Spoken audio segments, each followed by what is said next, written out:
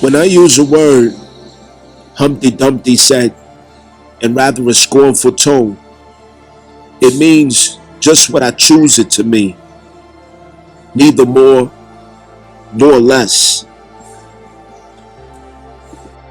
As Saturn transits through Aries 2.5 years, the false reality is going to kick up and it's going to feel like the python is constricting and tightening its grip around our identities. Never forget the strategy, the methodology of settlers. They present, fabricate, create a crisis that they already have prepared a solution for. And it's always based on the fear, the hysteria that they're able to provoke out of the people. So it's like I want to be able to insert a certain kind of engine. Say you want to insert a certain kind of engine in your wife's car. So you pull some wires, some radiator hoses and different things like that. You cause damage to the car in order to justify your argument that a new engine is warranted or needed, because you already wanted to put a new engine in there, but you have to justify it. So when problems are pushed on media, it's only a justification of what they already want to do that cannot be justified by moral conviction and obligation. That's patriarchy.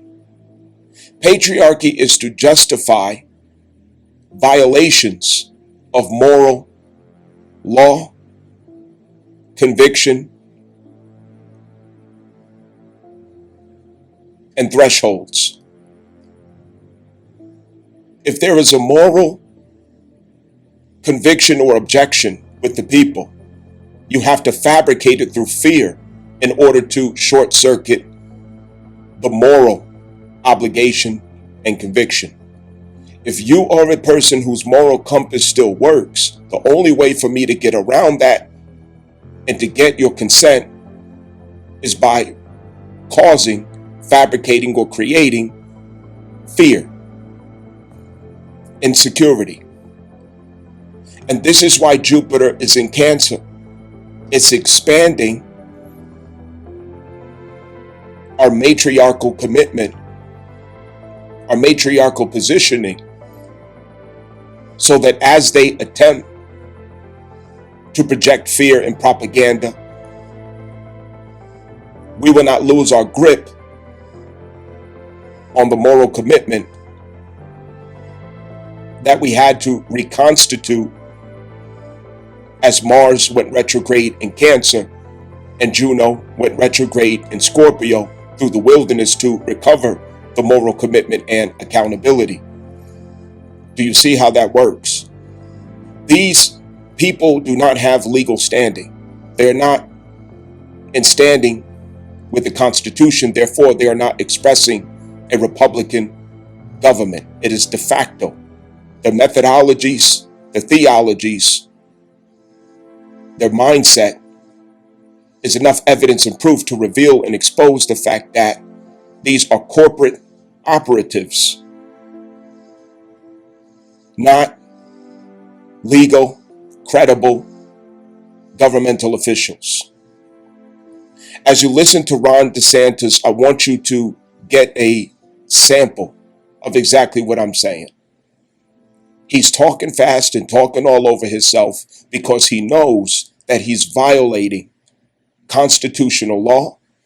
He's stepping over the moral commitment and he wants to justify the patriarchal force of his own desires for control. And number 8, Capricorn, Ahrimanic, Machiavellian, strategic outcomes and strategies. The things that I'm explaining is so that we can prepare ourselves for the Aries-Saturn transit, where these things will become public standard. This idea of immigration judge, these are not Article 3 judges. They're not federal judges like we think of. These are executive branch employees who are called immigration judges. So you can have you can deputize different employees to do that. So we've offered some of our National Guardsmen to be able to serve as immigration judges. So what you could have is, okay, someone's a criminal alien, they obviously fast track. Someone has an order of deportation, okay, fast track. Someone may have just gotten picked up.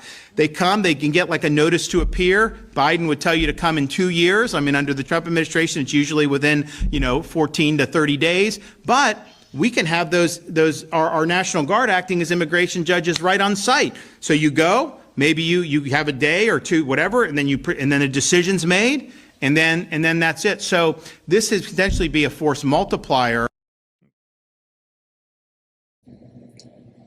The Aries-Saturn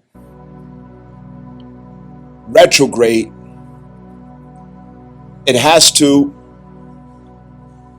manifest through its relationship with Neptune on the way out back to Pisces.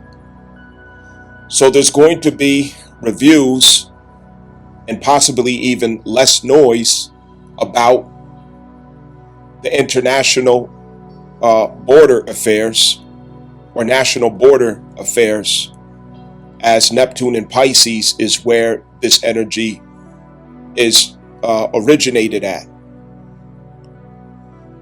When it goes direct again, coming back into Aries, this is when there will be a final outcome, ruling, legislation that manifests as greater control, justified through what they collectively created, according to, again, this is consistent with what? Unum sanctum. Okay, if you've been doing the homework, unum sanctum, that's what this manifests, unum sanctum. Surveillance over you, control over you, monitoring you, and as you will hear Trump say, in air and land and in sea. This is unum sanctum. We will finally complete the biometric entry-exit visa tracking system, which we need desperately. For years, Congress has required biometric entry-exit visa tracking systems, but it has never been completed. The politicians are all talk, no action, never happens, never happens. Hillary Clinton, all talk. Unfortunately, when there is action, it's always the wrong decision. Do you ever notice? In my administration, we will ensure that this system is in place.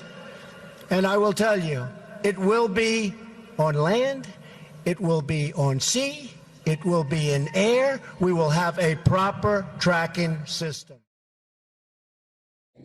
Don't procrastinate. Open your mind. Open your mind all the way up. The personal, emotional attachments, the triggers that you have when the infamous astrologist continues to say, let's walk away from feminism. Let's see the illusion in liberalism and democracy. Let's see the reality for what it really is. Let's get prepared. Let's prioritize the spiritual revelation of the self and the identity, and upon that establish our status inherited from our forefathers, our nationality, our claim, and take pride in it upon a matriarchal commitment that we've gotten away from in the Capricorn, Rothschild, Rockefeller ideal of ambitions, money, status, career, education, these illusions of the ego, of competition, validation. That was a direct assault upon the children, the family unit, marriages, the beauty and the harmony of society. We robbed our own selves from it and justified our own demise in doing it because of these illusions that we are addicted to. We are going to have to make effort and get intentional about awakening our highest level of intelligence that we can reach for. And that starts with freeing our minds. We have to be intelligent, which doesn't mean to know everything, but to know how to discern the difference.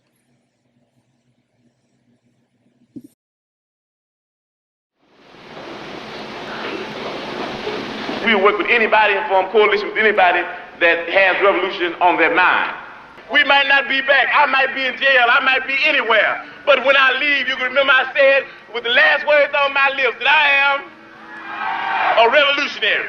And you're going to have to keep on saying that. You're going to have to say that I am a proletarian. I am the people. I'm not the pig. You've got to make a distinction. And the people are going to have to attack the pigs. The people are going to have to stand up against the pigs. That's what the Panthers are doing. That's what the Panthers are doing all over the world. We're not a racist organization because we understand that racism is an excuse used for capitalism. And we know that racism is it's a byproduct of capitalism. If we don't hate the motherfucking white people, we hate the oppressor, whether he be white, black, brown, or yellow. We're going to fight racism, not with racism, but we're going to fight with solidarity. We said we're not going to fight capitalism with black capitalism, but we're going to fight it with socialism. Everything would be all right if everything was put back in the hands of the people. And we're going to have to put it back in the hands of the people. And these people in this class have divided themselves. They say, I'm black and I hate white people. I'm white and I hate black people. I'm Latin American and I hate hillbillies. I'm hillbilly and I hate Indians. So we fight amongst each other. Nothing's more important than stopping fascism because fascism will stop us all. That's the people's thing. Socialism is the people. You're afraid of yourself. If you're afraid of socialism, you're afraid of yourself.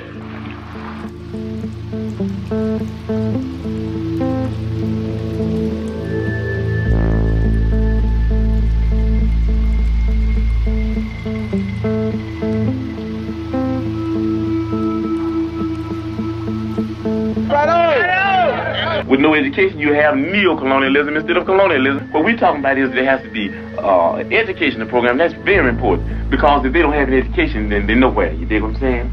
They're nowhere because they don't even know why they're doing what they're doing. You understand me? You might get them caught up in because they're poor and they want something. And then if they're not educated, they want more. And before you know it, they'll be capitalists. And before you know it, we'll have Negro imperialists. Gemini Uranus transit. The time comes now where we get to see the chains and links on the mind. Uranus has to manifest a point of deliverance. And from the mindset, it's going to feel like a pulling away from something that we have been conditioned to think.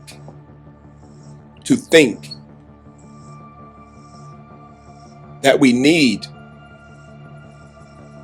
to judge clearly, to reason clearly, to evaluate, to come to conclusions.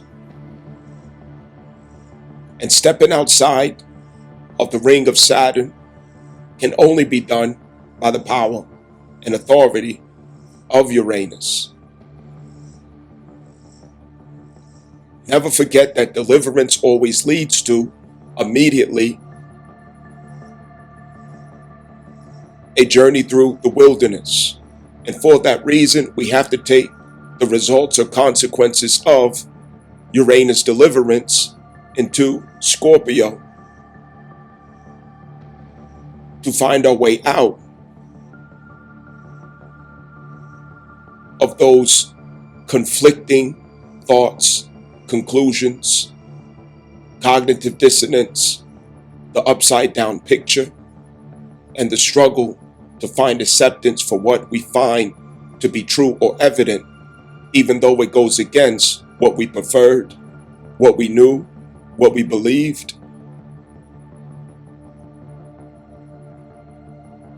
or what we felt safe behind.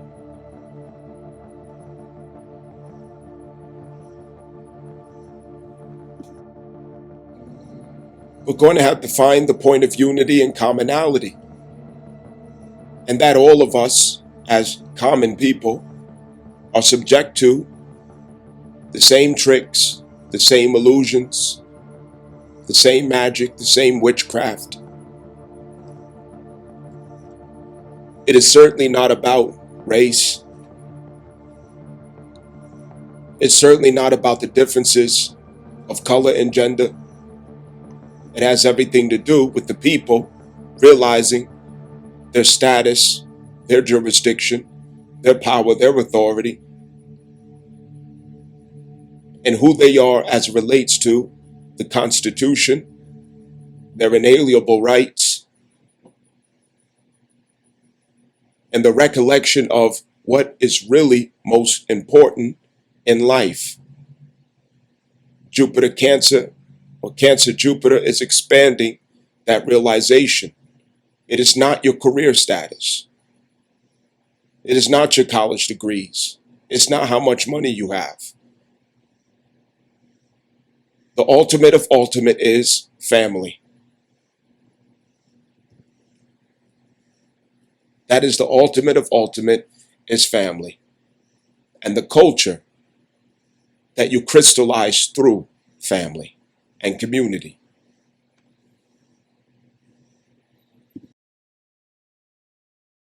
Wu-Tang up in this joint.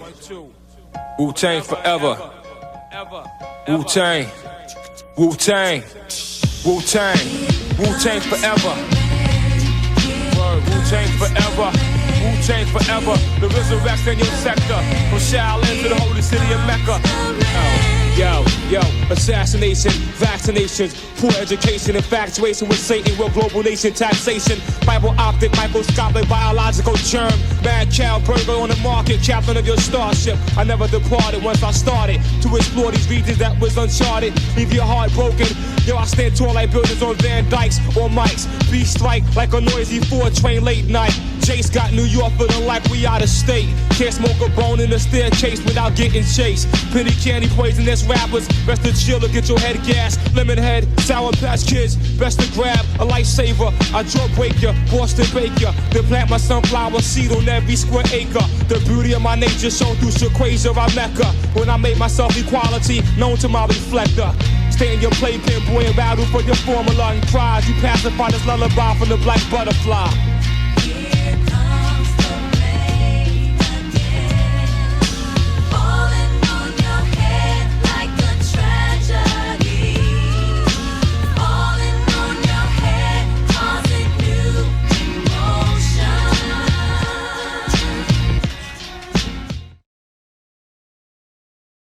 All right, so this discourse is definitely going to expose the fact that I am a Gemini. Gemini Sun conjunct Mars. North Node also in Gemini.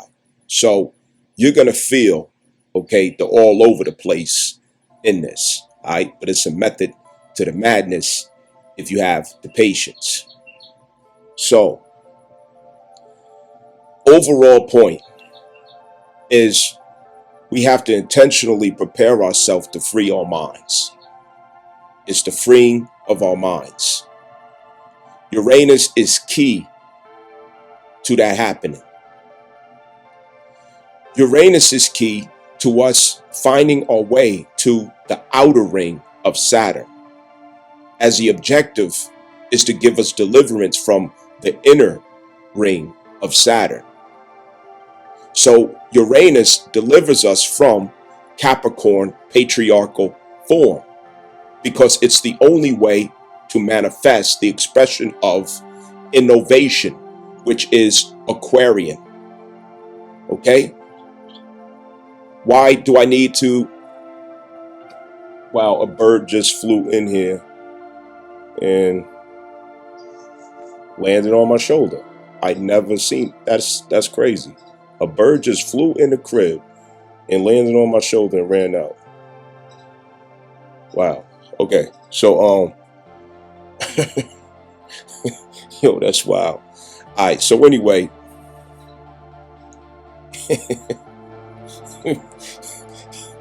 yeah, I forgot what I was gonna say. Yo, that's wild. All right, yo. Okay, check it. Boom. All right, so boom. The whole point is for us to free our minds. Now, Pluto is transiting Aquarius. With Pluto transiting Aquarius, our point of transformation is through innovation, is through forward progressive thinking. It is through seeing ourselves as visionary and as solution to any problems that we see.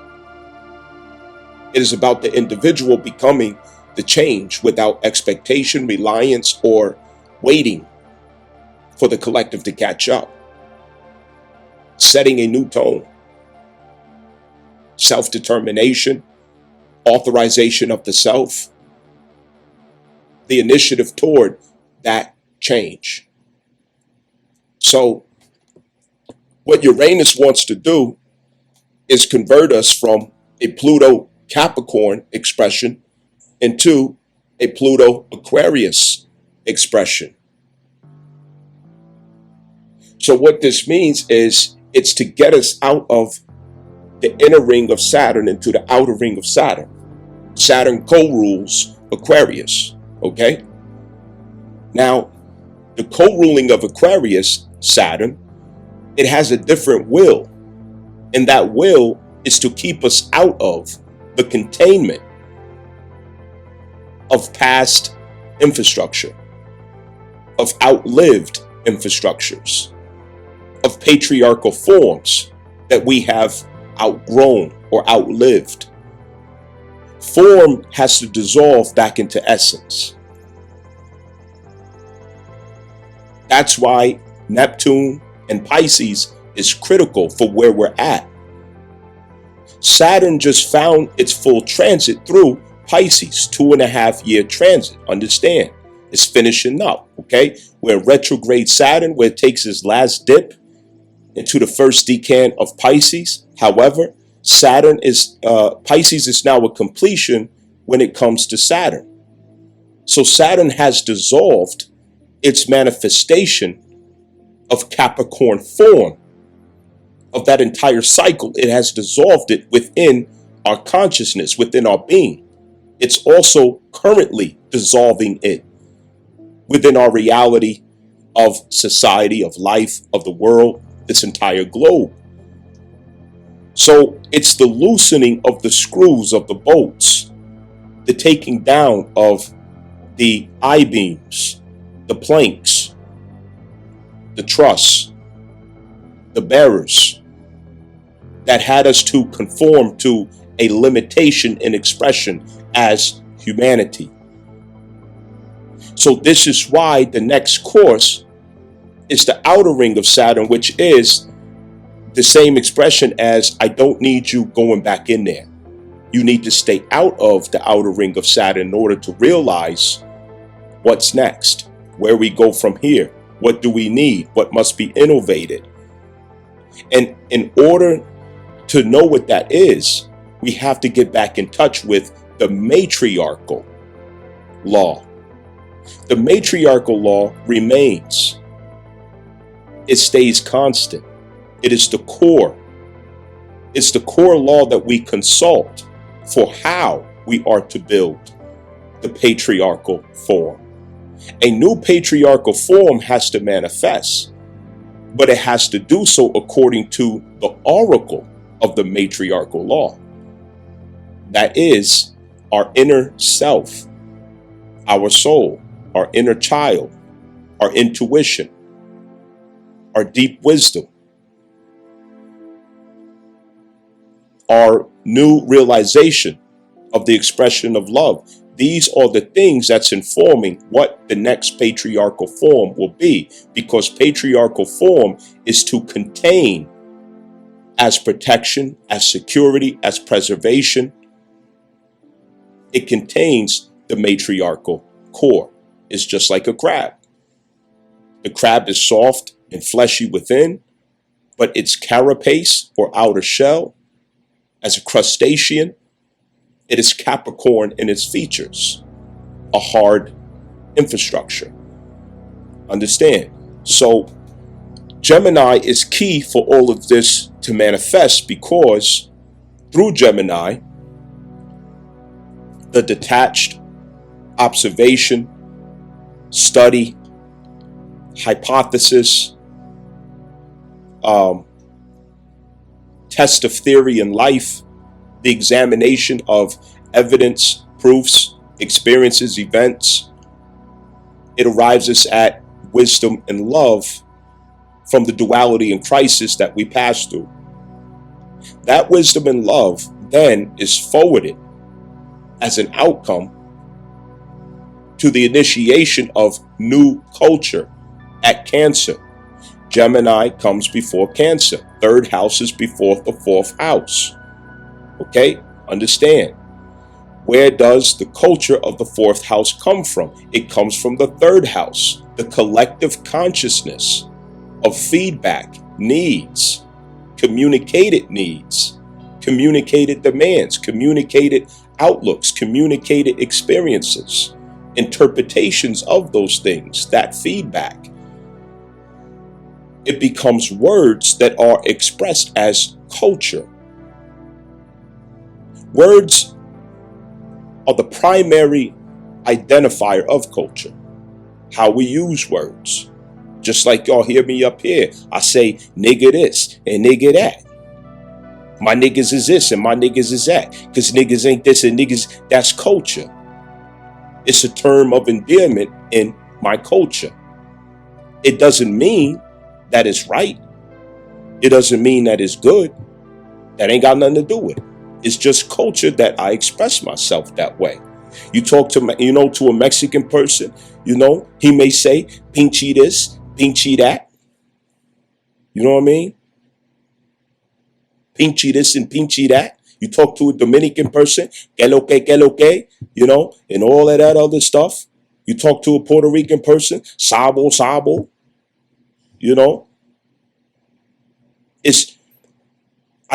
Language is what identifies culture. How terms and words get used identifies culture. That is the difference between diction and etymology.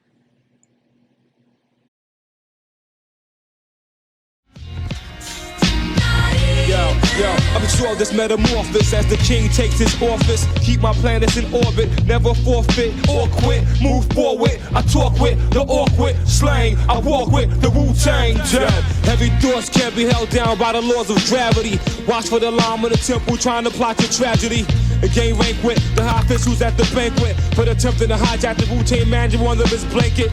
Can't interpret cause your brain is short circuit. This dumbness left your body numbness. Try to come amongst us. What's your angle, rectangle or triangle? As my toothless square drains you of your power, the death angel strangles you like a weed choking a helpless flower. You cower, you feel the power of the final shower.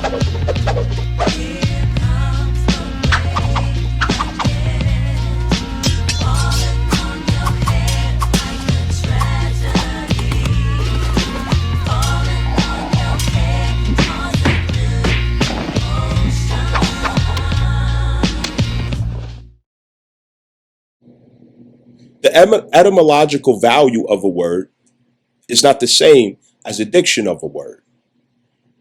So we're loosening those screws up so that we could get to what's underneath what we've been expressing and communicating, because the change has to get made and upgrades have to get made in how we are relating and expressing, because a new culture is coming in. Collectively, to each demographic, each family, each individual. New culture's coming in, and the new culture will enlighten us as to what patriarchal expression has to look like in order to protect and preserve the new culture that manifests. This is the soft core of constitution, law, and jurisprudence of the spirit that's manifesting in the womb of consciousness, Cancer. I'm explaining this because I want us to know where we are at. I'm going to give a few examples in this discourse, as I go through this to try to color some of what I'm explaining. Speaking of color of law is what we're learning to see through. All right? Color of law. Don't just take the things I'm saying and just go to sleep on it. You know what I mean? Write it down. Look it up. Like, what is this nigga talking about? That's what I want you to say. I want you to say to yourself, what is this nigga talking about? You know what I'm saying? And then you go behind me and you search and you find and you see, and you will realize something that I myself didn't realize. You will see something that I didn't notice. That's what it's all about. I have one mind. You have a mind. And what my mind notices is different than what your mind is going to notice. And that's why it works better when we all work together. You know what I'm saying? So I want to put you on to that because you might be able to see, realize more than what I seen or realize in the first, second, third, or fourth glance. Understand? Color of law is what we're seeing through. Illusions of the corporate model, the global corporate model, is what we're learning to see through. True authentic expression is downloading. We're about to finally realize who we are when we no longer fear, when we're no longer ashamed, when we no longer are dependent upon the feedback, the validation, the approval of others. We've been conditioned, and in this discourse, we're going to go over a couple ways that we have been conditioned. But don't overlook it that the social conditioning is constant. From the time you wake up to the time you lie down. You know, the news channels, movies that you watch, music that you listen to, the common person in society and the feedback and conversations. If you're not intentionally seeking the truth, if you're not actively and intentionally desiring to see a new perspective, the mind will remain closed and we'll never get it. We have to open our minds. We have to open it all the way up. We have to assume that we may have misunderstood something. We have to assume that we could stand to be corrected. We have to assume that there may be more to things than what we first realize. This Gemini Uranus transit is not a game. Uranus is going to come through, and it's going to take your mind and give high electrical charges like an AED, shocking the mind back into its full capacity.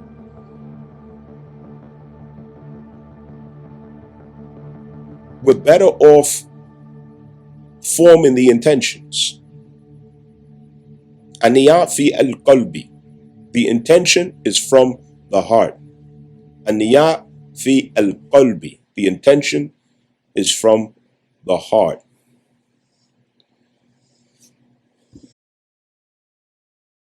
Real strength is in the street where everybody's live from behind the wall. Sitting staring at the wall.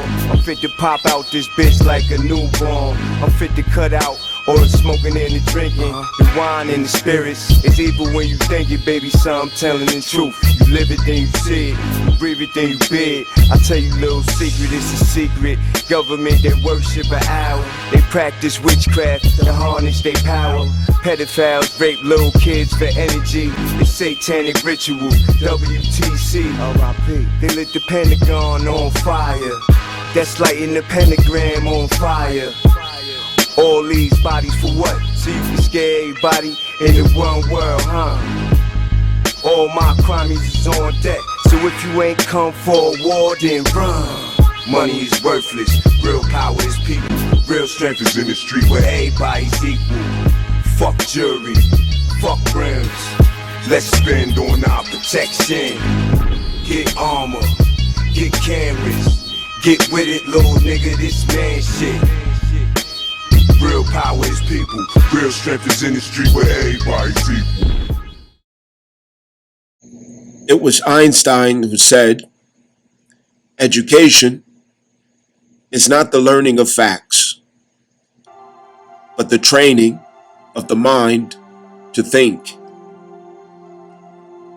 Education is not the learning of facts, but the training of the mind to think. Well, long ago, 1902, 1903, solidified 1913, someone else had a different idea. In fact, blatantly expressed and put money behind it, that they don't want us to think. They don't want thinkers.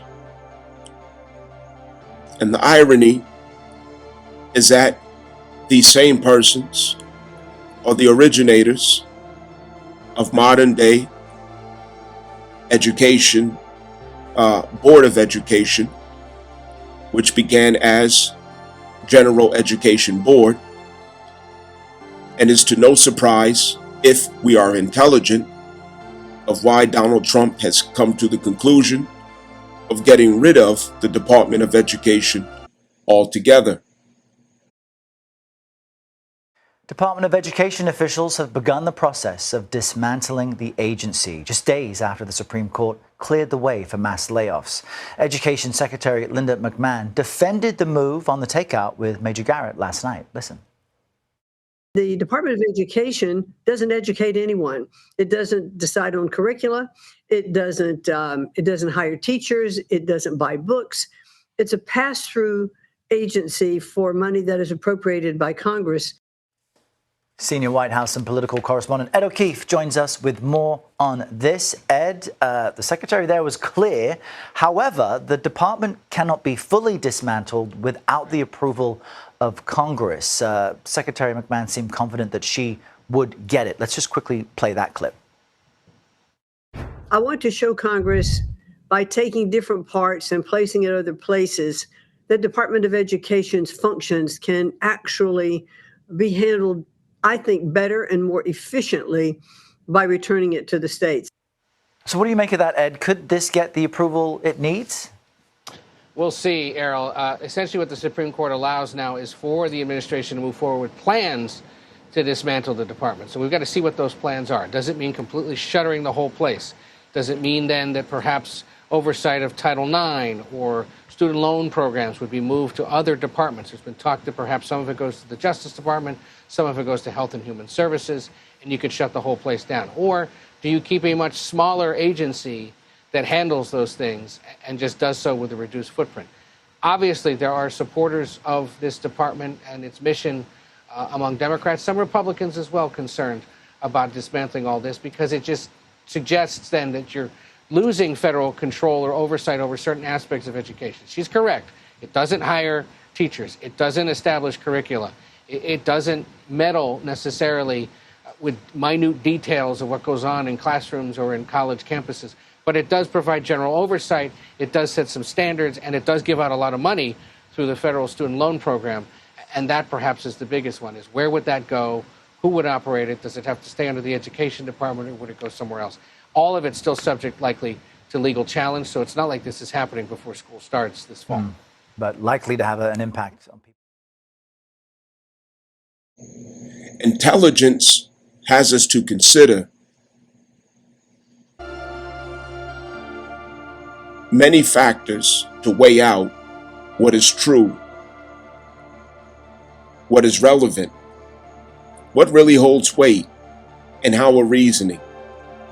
But that can only happen if we are detached and not attached emotionally to a particular detail that has us to shut off our mind, our thinking, in order to come to a conclusion that solidifies wisdom or love.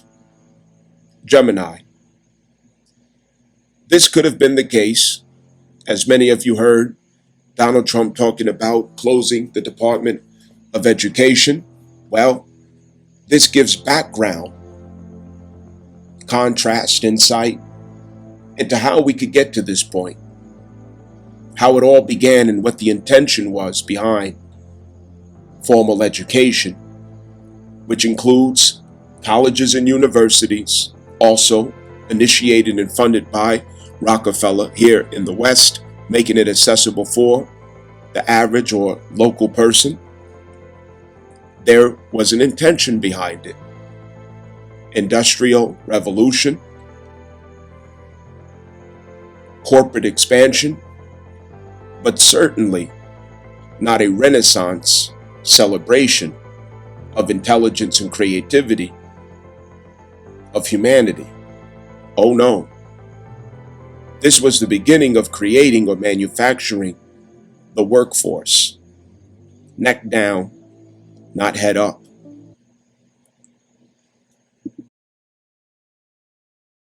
Do we need a Department of Education? There's a good reason to ask this question. Before 1979, the American public education system, which was almost entirely managed by state and local governments, was widely acknowledged as the best in the world. Almost half a century later, no one can make that claim.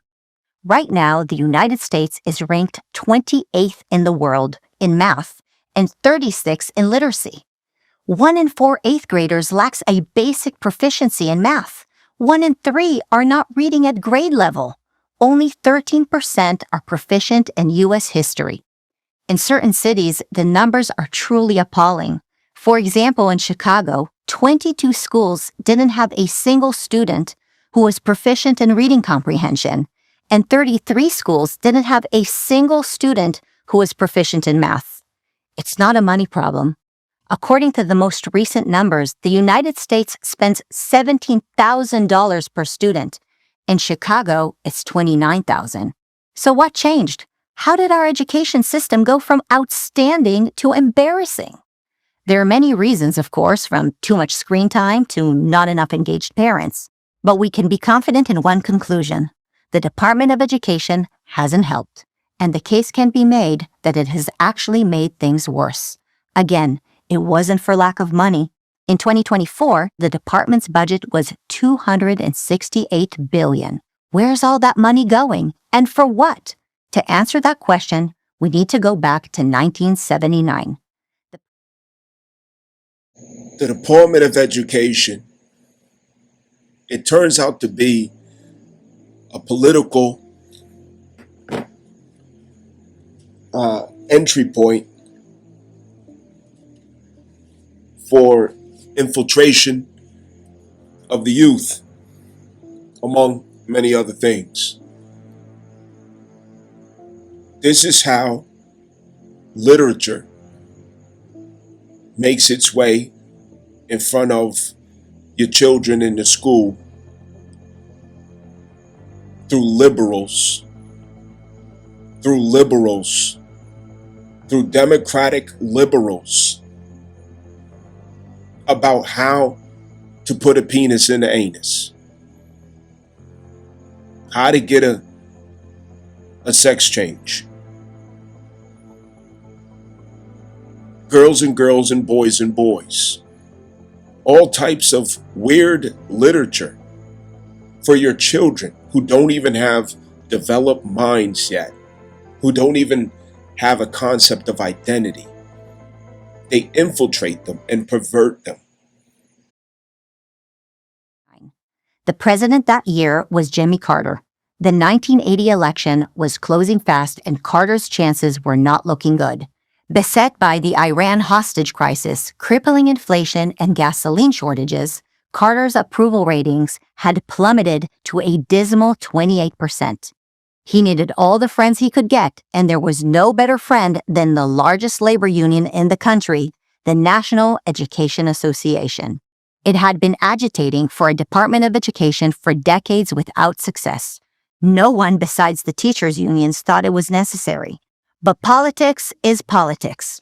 So Carter gave the union what it wanted, a brand new government department and all the perks that go with it. A big budget, a big stick with which to threaten local schools, adopt this program or you won't get federal dollars, and a big bureaucracy which they could fill with their loyalists. One anonymous House Democrat admitted as much at the time. The idea of an education department is a really bad one, but it's NEA's top priority. There are school teachers in every congressional district, and most of us simply don't need the aggravation of taking them on. Bad idea or not, what was good for the education of American children took a back seat to Carter's election prospects. In 1979, he signed the department into law. From its inception, the Department of Education was a political institution. It was never intended to help students. It was intended to help the Democratic Party and the unions. And in that assignment, it gets an A+. Its employees, almost all Democrats, make a very good living, and a big chunk of them, over 2,500, are doing great, making well over $100,000 a year. The department dispenses about $80 billion to schools across the country for educationally questionable initiatives like teacher development, diversity training, critical theory studies, and climate change awareness. But most of the money goes to hiring more school administrators, counselors, and their assistants. Reading, writing, and math, the basics are not, it would seem, a high priority. The unions get the jobs and the goodies. The Democrats get the votes. The NEA has endorsed every Democratic presidential nominee since Carter, and a vehicle to push their ideas on America's youth. These ideas have become more bizarre with each passing year. Here's one recent example out of dozens I could cite. Under the Biden administration, the department gave Framingham State University $1.3 million to write a textbook. That's $1.3 million for one book for high school students that provides a lens for understanding the evolving definition of family through socially constructed and ecological theory frameworks. Whatever that means. Name something radical happening in our schools, like boys competing against girls in sports, and the Department of Education has been behind it. So, do we need a Department of Education? The answer would seem to be, needed for what? If it's just to distribute money, why do we need another giant bureaucracy to do it? Why not give the money directly to the states from the Treasury Department? If the alternative is, let's not close the department altogether, let's reform it, how do you reform something into something it was never intended to be? But if the department really exists as a slush fund for the teachers' unions and the educational elite, and as a laboratory for social experimentation on our kids, then there's only one viable solution. Shut it down. I'm Marissa Streit for Prager University. Thank you for watching this video.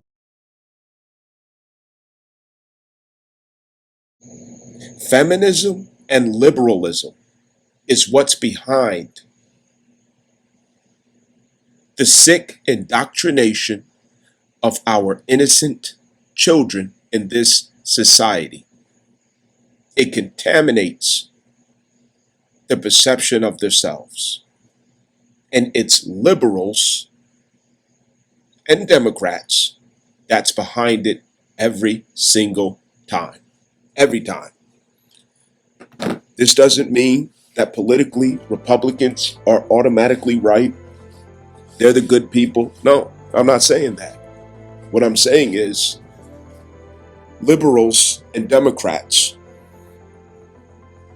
that side of the aisle is where the satanic evil wicked practices, the immoral practices that directly opposes our matriarchal security, law, constitution, and instincts that makes us civilized in the first place, it goes against it. And on the Republican aisle, you have Capricorn corruption. You have Machiavellian corruption. You have illusions, de facto, of government being expressed. One side Luciferic, one side Ahrimanic. This by Reverend Frederick T. Gates, who is a business advisor to John D. Rockefeller. In our dream, we have limitless resources, and the people yield themselves with perfect docility to our molding hand. The present educational conventions fade from our minds, and unhampered by tradition, we work our own goodwill upon a grateful and responsive rural folk. We shall not try to make these people or any of their children into philosophers or men of learning or of science. We are not to raise up among them authors, orators, poets, or men of letters. We shall not search for embryo great artists, painters, musicians, nor will we cherish even the humbler ambition to raise up from among them lawyers, doctors, preachers, statesmen, of whom we now have ample supply. And this was concerning the beginning of the American educational system through the General Education Board, Rockefeller. Gemini Uranus is going to undo the root of our mindsets that have lacked individuality, free thought, intelligence, critical thought, and the ability to reason outside of conformity. A mind that frees itself from the corporate model and design. Before we can get to freedom, we have to master the wilderness. That is, dealing with the untamed and overlooked expressions of the self that are motivated by fear, shame, and guilt. And before we even get to the wilderness, Uranus has to deliver us, which is the executive decisions that challenges our will and our ego to find acceptance for what must be if we are to be free. Gemini, in your natal chart, this is where you're meant to remain curious. This is where you cannot have a tolerance for boredom, monotony, repetition, the same old thing. You have to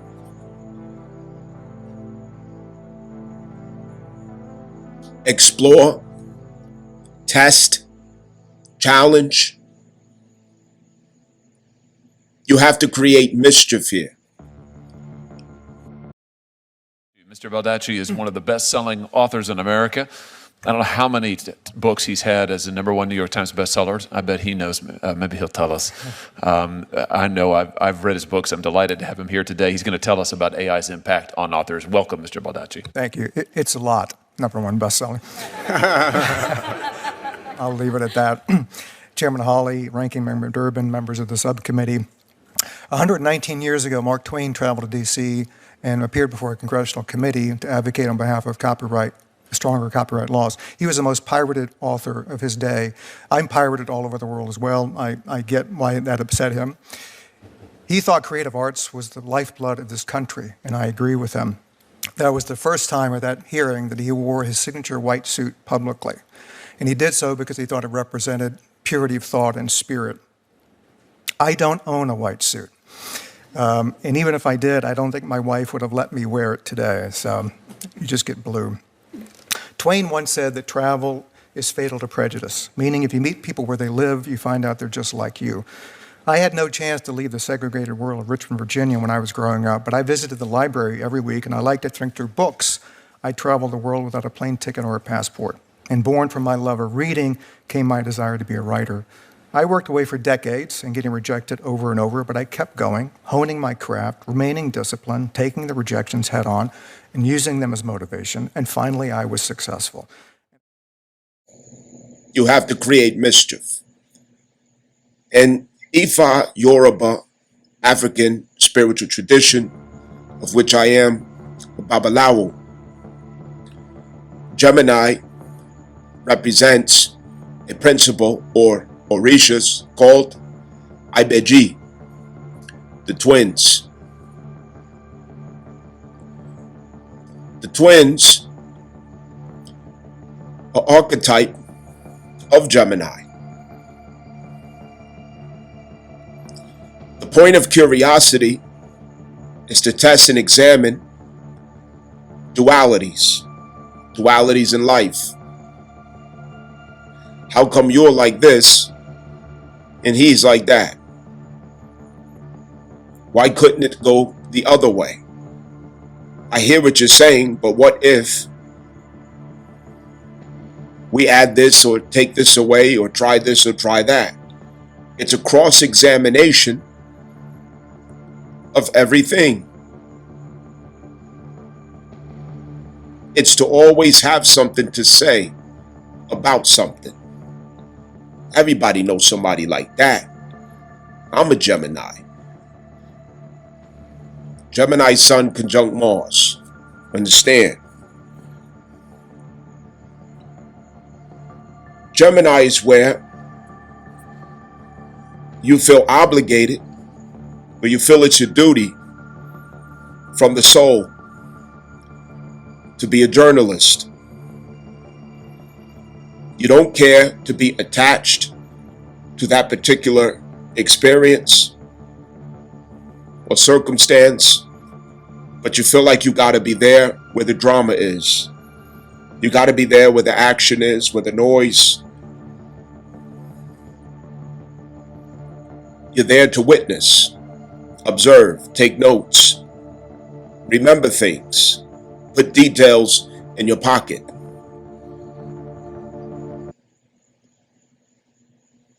You're there to look with the disagreeable mind.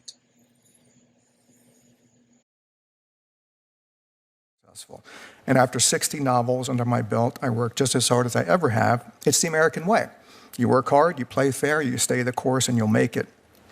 I truly believe that until my son asked ChatGPT to write a plot that read like a David Baldacci novel. In about 5 seconds, 3 pages came up that had elements of pretty much every book I'd ever written, including plot lines, twists, character names, narrative, the works. That's when I found out that the AI community had taken most of my novels without permission and fed them into their machine learning system. I truly felt like someone had backed up a truck to my imagination and stolen everything I'd ever created. I'm aware of the argument that what AI did to me and other writers is no different than an aspiring writer reading other books and learning how to use them in original ways. I can tell you from personal experience that is flatly wrong. I was once such an aspiring writer. My favorite novelist in college was John Irving. I read everything that Irving wrote. None of my novels read remotely like a John Irving novel. Why? Well, unlike AI, I can't remember every line that Irving wrote, every detail about his characters and his plots. The fact is, also, unlike AI, I read other writers not to copy them or steal from them, but because I love their stories. I appreciate their talent. It's motivated me to up my game. What AI does is take what writers produce as an incredibly valuable shortcut. It's like super fuel to teach software programs what they need to know. And I have learned that these trillion-dollar companies didn't even buy my books. They got them off a website that has pirated works. They complained that it would be far too difficult to license the works from individual creators, so apparently it was more efficient to steal it. Trillion-dollar companies with battalions of lawyers did not have the resources to do things lawfully. I was once a trial lawyer. If I had made that argument in court, I would either have been laughed out of the courtroom or held in contempt by the judge, and rightly so. If AI companies only needed words, they could have fed every dictionary in the world into their machine learning. But that was not nearly good enough because it would mean decades of additional work and hundreds of billions of dollars of additional investment. What they needed was complete, well-crafted, living, breathing stories with characters that seemed real, plots that made sense, dialogue that appeared genuine, humanity on the page. And some, they needed us and our... You're there to tune in on where's the controversy? Where's the drama? Where's the trouble? Where's the pressure?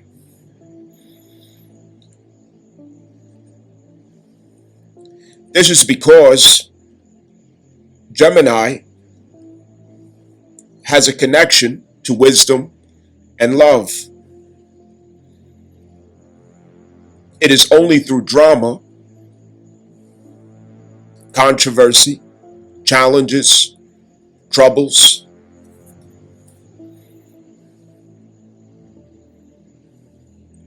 the polarities of dark and light.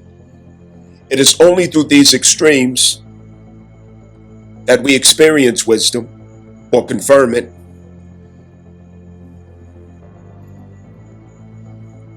It's only through these dramas that we get to experience love or confirm it.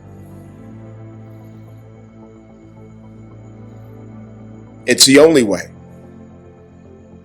That's where Gemini comes in. Right where wisdom is born, right where love is manifest, there is Gemini.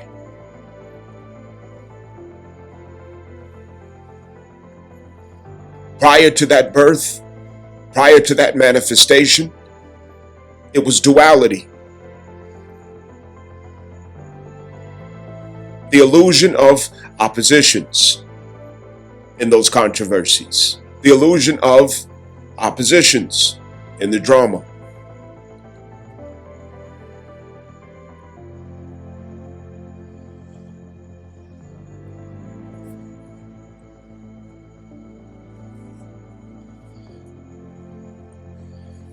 Your Gemini placement in your natal chart, your natal birth chart, it's consistent with your first house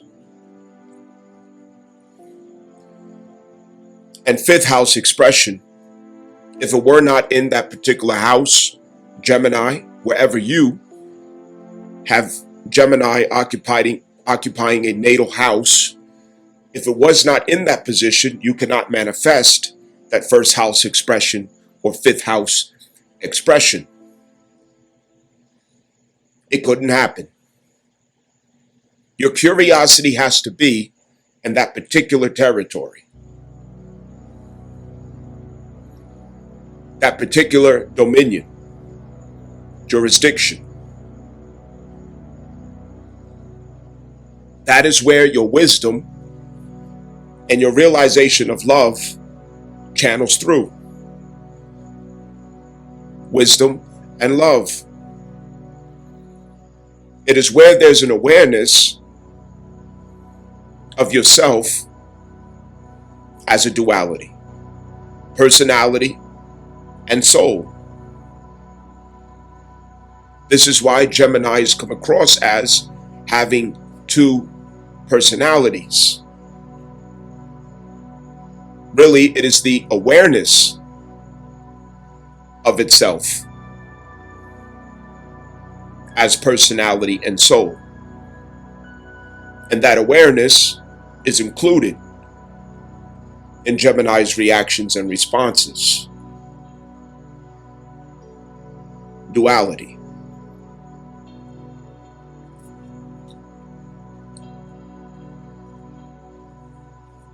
This ethereal position, it's where you are supposed to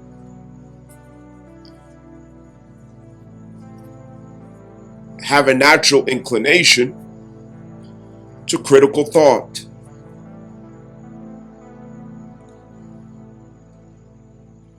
Logic. It's where you can gracefully step outside of yourself and weigh value.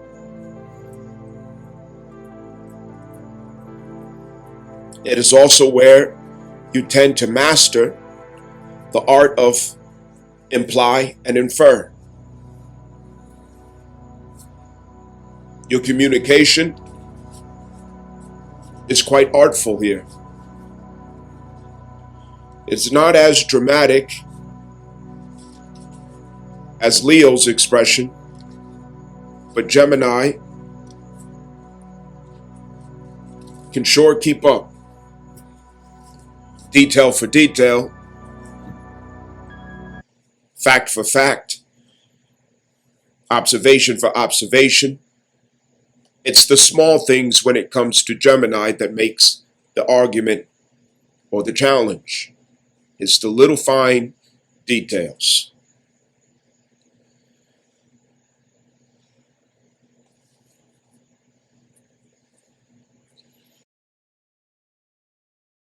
And our craft that we learn with the sweat of our brows and the flexing of our imaginations. And these companies have swooped in, stolen that labor in order to make enormous profits. But we, the writers, the true source of all of this, will receive nothing. AI will allow anyone, with no effort at all, to order up a novel written in the vein of an established writer. And that book can be sold saying that it reads just like a David Baldacci novel. Yes, it does read like my novels, because it is my novel. It is my imagination. People complain about cheap imported goods hurting American workers. Well, we have cheap books being created by American technology flooding the market. That will mean lower profits for publishers and less money to spend on new emerging writers. Trust me, that hurts all of us. Online vendors now require the author to disclose if a book was not human created. It's getting to the point where they will have to limit the number of books that someone can publish on a weekly or even daily basis. This is insane.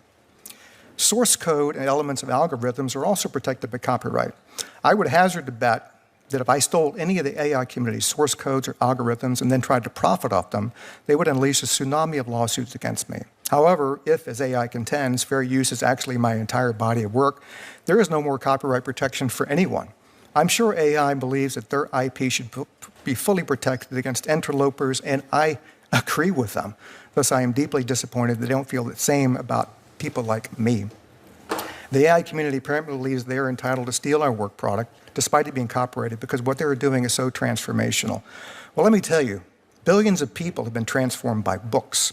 Many significant events in human history and in this country had seminal authors and their works that rode at the head of the pack. We didn't truly emerge from the Dark Ages until the invention of the printing press, when books became widely available. Books also teach empathy, making the world a kinder, gentler, more meaningful place. I'm only one man, but books transform my life, propelling me to a far better existence. I am sure there are aspects of AI that will also transform the world. But if you want to bet on which side is more transformational for all of us, I will bet on books every single time. Thank you. Hey, listen up. Are you a real estate investor or considering starting investing in real estate? If so, then there are three.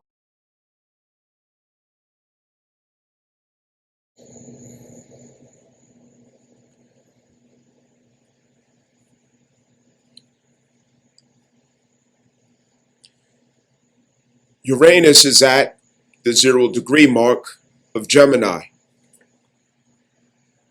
We know that the 0 degree is pure.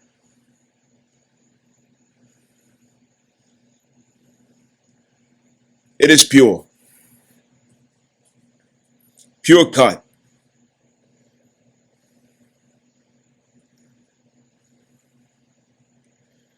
No ether, no baking soda. It's pure.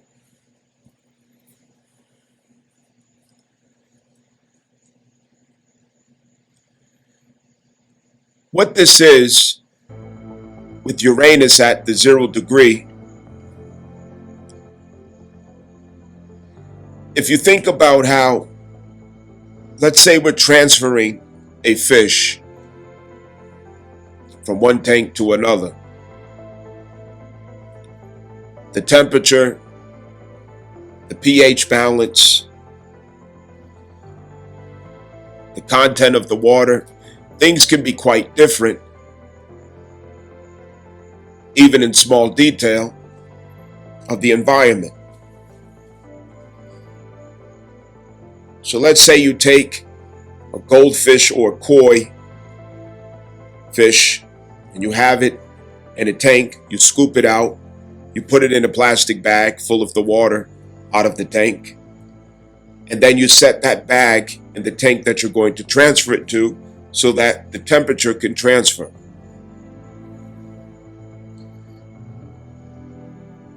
Then you open the bag and you allow the water to blend with the consistency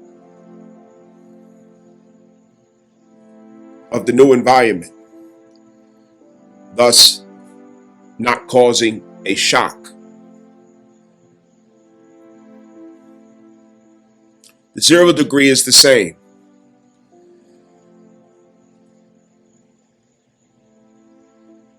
You're transferring from one fish tank to the other, and you're held in order to adjust to the temperature. So there's a feeling of a wait or a pause, while at the same time, there's the natural cognitive dissonance of that particular planet or impulse relating to the sign that it just closed, and now relating to the sign that it just opened. Where Gemini, or Taurus, Uranus and Taurus, was a resistance to change.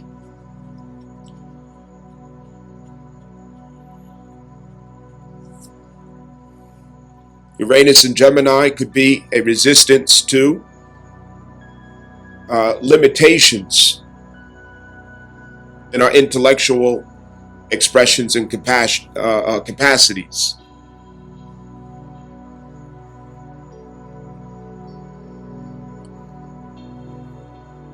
So we're still relating to both of these energies through Uranus. And it can present some fog as to, okay, what am I picking up on? What am I reading?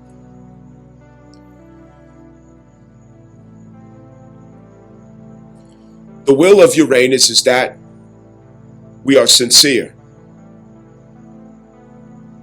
that we are true to the core, that nothing about us is fake, phony, manufactured, engineered, carbon copy, cookie cutter, faking jacks. Uranus don't want no capping. No cap. Any kind of capping, Uranus is throwing a lightning bolt.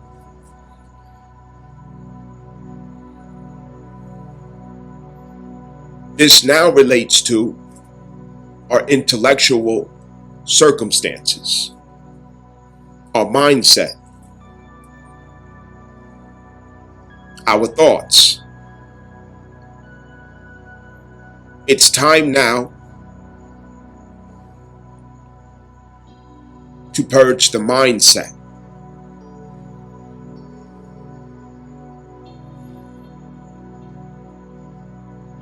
It's time now for a renewal of the mind.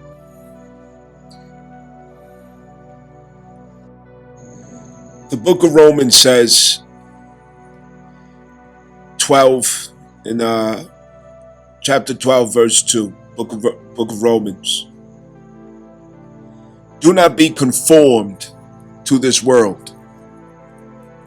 Do not be conformed to this world, but be transformed by the renewing of your mind, that by testing you may discern what is the will of God, what is good and acceptable and perfect.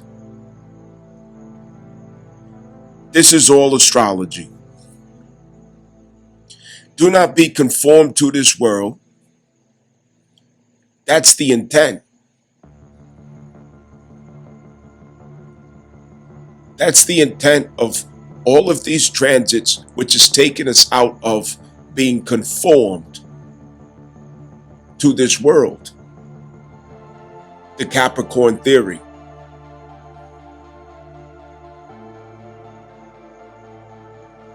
Conform to this world, where unum sanctum has taken it completely over through the success of the Spanish Inquisition. Book of Romans, how ironic. Constantinianism posing as Christianity, and now in modern days we have Christian nationalism.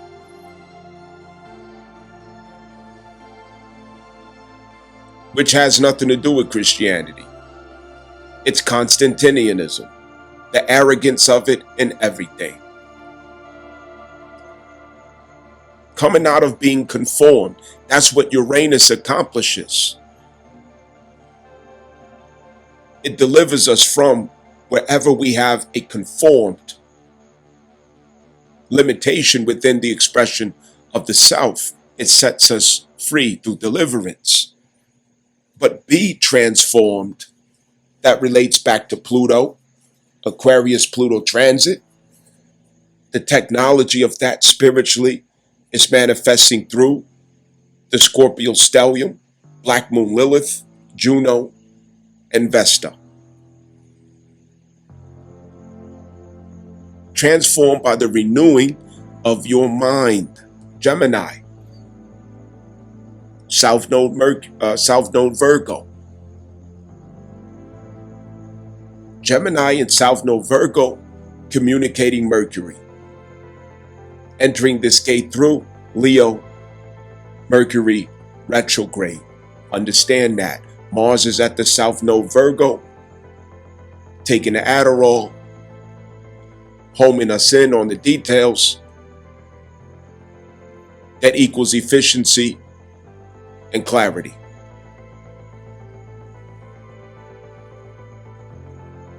That by testing, you may discern what is the will of God and what is good and acceptable and perfect. By testing, you may discern. That's Gemini. Gemini tests intelligence. It tests the validity of what is observed, what is assumed, what is thought. It tests theory. It hypothesizes. It says, what if?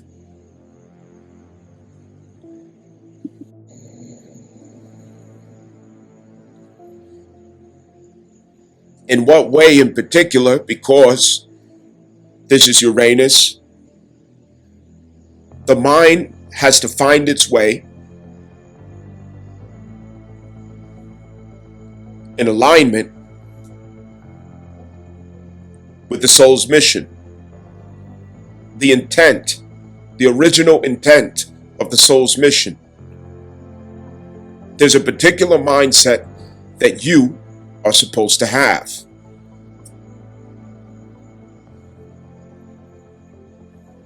There's a meditation of thought that you are supposed to ferment every day.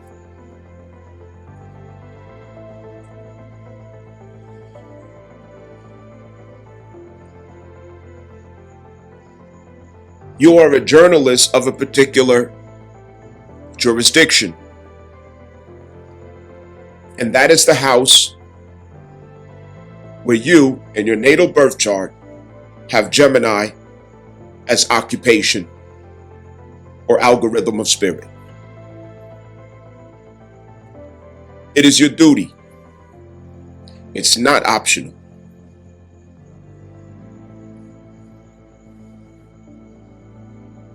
You are supposed to have the minutes, the report, the story, the explanation. You are supposed to have the first witnessing of every controversy, every event, every drama.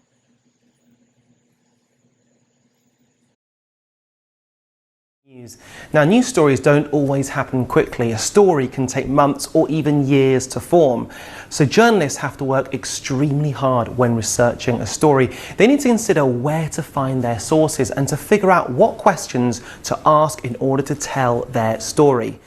The internet has changed this process over the years by providing access to vast amounts of information. But ultimately, the thing that fuels many journalists is a sense of curiosity. That's what drives them to dig deeper and uncover critical details for meaningful news. Let's take a look. The media landscape is changing, and journalists are finding new ways of covering the news. But now it's 7:30, time for Newsroom. In the past, reporters found the news by talking to sources. He doesn't say anything apart from the fact that he won't say anything. And Updates from correspondents and news agencies on the ground, and newspapers. Nowadays, they still use their traditional and trusted sources. But there are new tools to find out what people are talking about online.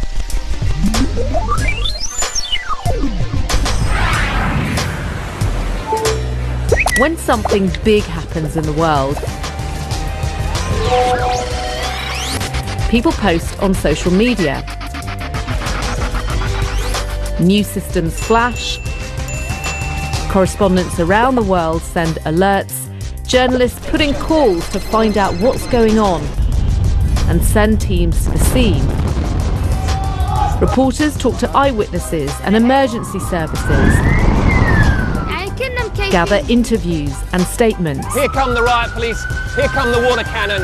They're about to start. Report live, or send in material for other parts of the newsroom to use.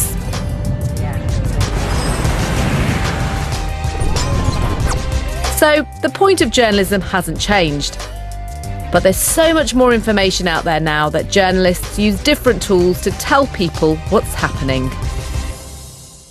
Thank you very much for watching. In that territory. If I give an example, the 11th house, you are a journalist of world affairs. Society in particular, as 12th house would really be more specific to world affairs as well as the 9th house. But for 11th house, you are supposed to be aware of the status of society, the struggles of society,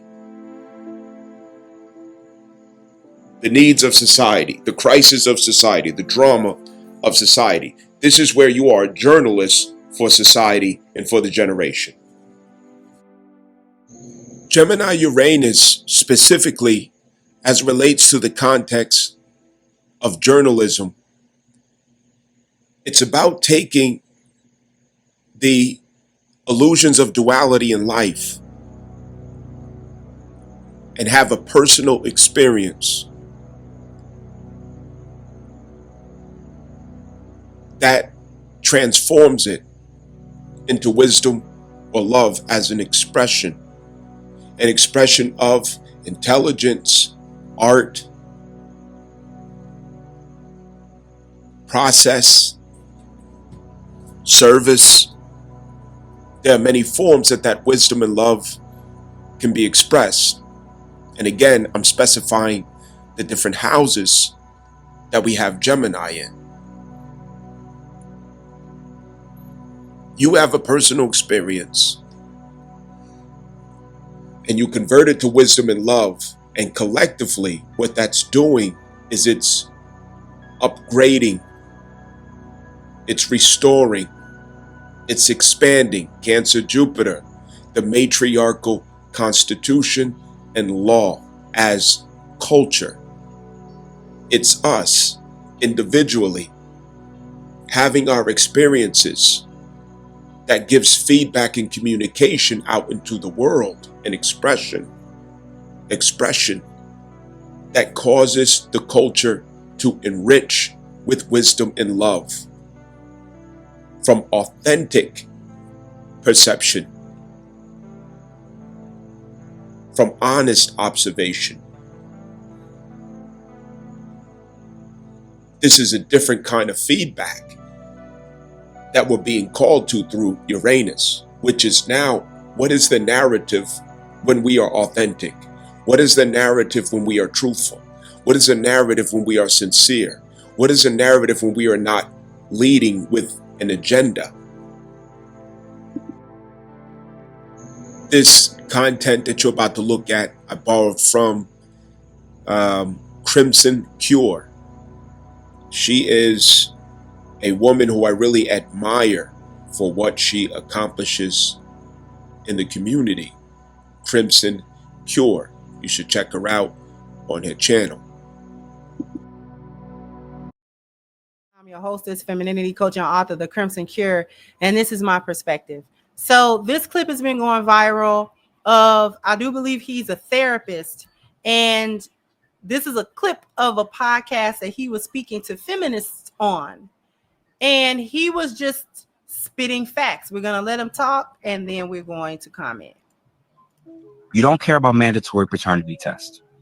You don't care about paternity fraud. You don't care about male suicide rates. You don't care about equalizing hard, laborious jobs outside. You don't want to equalize that.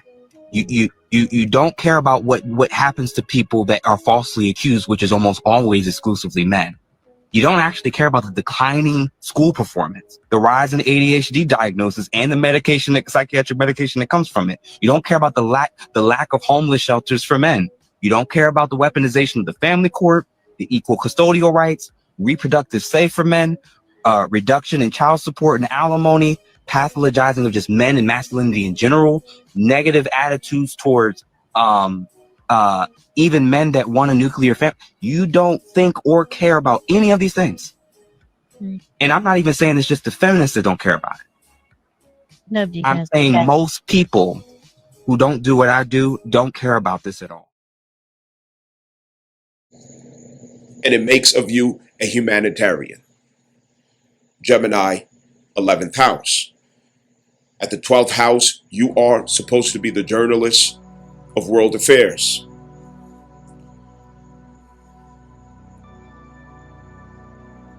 Spiritual crisis.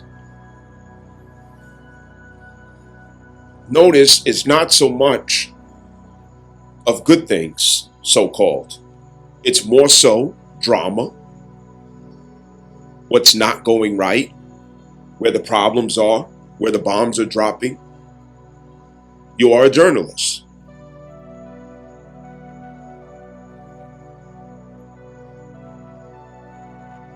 Explanation of why it's not so much the good things is that that's not where the wisdom comes from.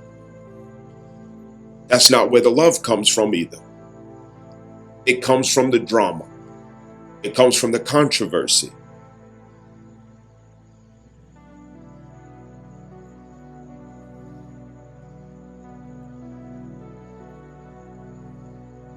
Our witnessing is detached. The journalism is successful when it is detached.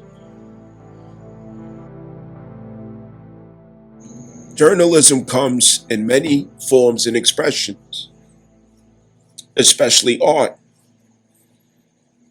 So no matter what house you have, Gemini, journalism can be expressed, and that is consistent with your identity, your calling, your destiny, whatever your purpose entails. reporting your experiences, the wisdom and love absorbed or transmuted, alchemized from crisis in life, from conflict in life, from controversy in life. It carries an electrical charge like that of Uranus. It has shock value. People need to relate, to be related to feel seen and heard. And that's what we feel when we hear others reporting and giving feedback on what they have been through or what they experienced. Especially from an ethereal standpoint where it's intellectualized.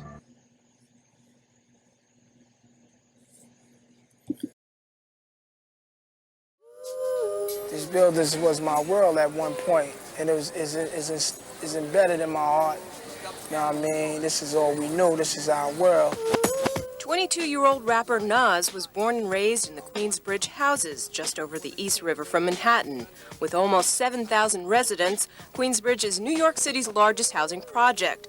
And while it may look nice enough, its history of violent crime makes it anything but an easy place to grow up.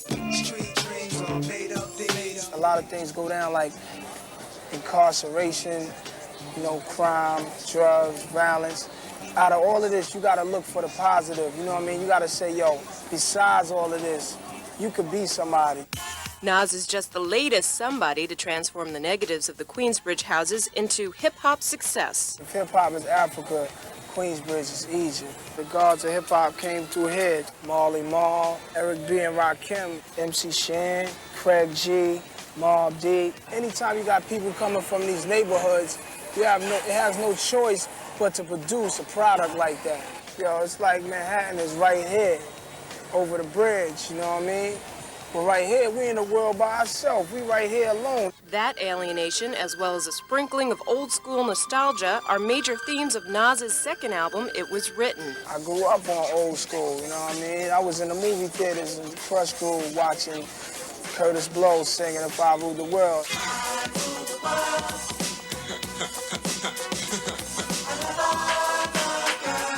I use this area right here, and If I Ruled the World, you know what I'm saying? It says unity is what we need. That was painted right there after a friend of mine named Bing was shot and killed in the store right over here. While Nas can't control the tragic realities of his old neighborhood, he's gotten everything he dreamed of for It Was Written, including a cameo by Lauryn Hill of the Fugees. I'm one of the hip-hop artists, you know what I mean? And somebody like Lauryn that could just make it up, just bless it. There's also... This is where we have to not have bias, prejudice, or favoritism when it comes to what we observe and what we report, and how we observe and how we report, but to do so from neutrality, taking neither side. If this is the third house, it has to do with your community. The fourth house, your own family. The fifth house, your children.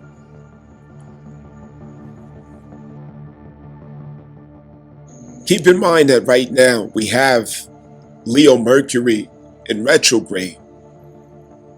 Leo is the example of expression. It is the archetype of personal expression. And Mercury being the Lord, a Lord of Gemini. It's about expressing what you experience. Expressing it in an artful way. Fifth house. Leo rules the fifth house. So in an artful way, how can you express what you've experienced that you have summarized into wisdom and love that you've comprehended from those experiences? I want to show you an example. I'm just trying to show some different examples of what this feels like and looks like out of the perspective of journalism and media, okay? That is commercial journalism or mainstream media journalism. Journalism can take place from a song, from a painting, from the way that you handle business or do business or approach business, the way that you teach, the way that you heal, the way that you mother, the way that you father, because you're transferring the wisdom or the love from the crisis of duality that you have experienced. And it is summarized into culture that's being expressed. Culture. It comes together collectively as culture. Let me give you an example of how KRS-One, one of my favorite hip hop artists, a real hip hop artist from the Bronx, he's a hero to me, you know, and he channels wisdom and love into his art, the way that he sees it, being a journalist from his life experiences and crisis. And what does that do? It transfers and pushes culture, relatable culture, providing wisdom and love, informing strategy. Cancer, understand.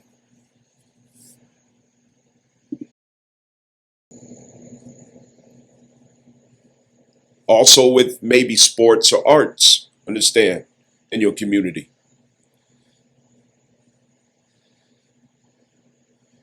The sixth house, you're overlooking formal work process and procedures.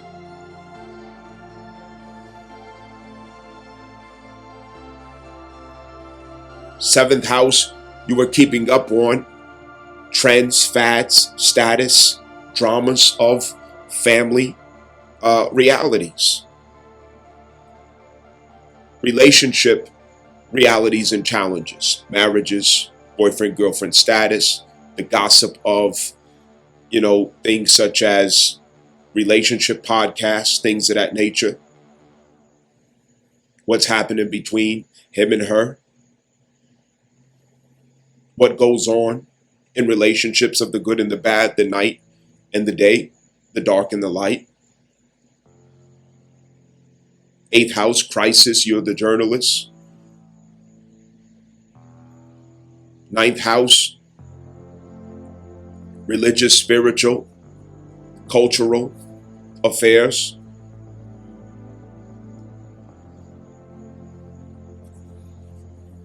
So in all of these houses, it is clarified for every person where your responsibilities are.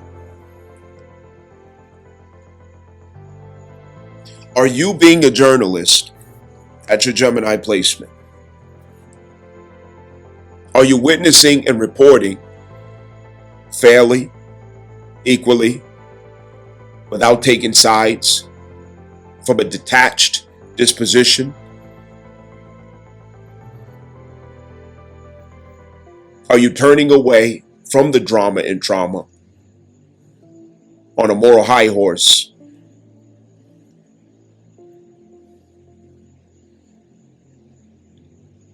Instead of getting dirty, getting in there.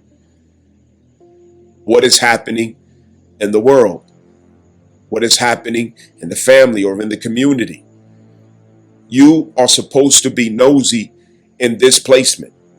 You're supposed to have the gossip in this placement.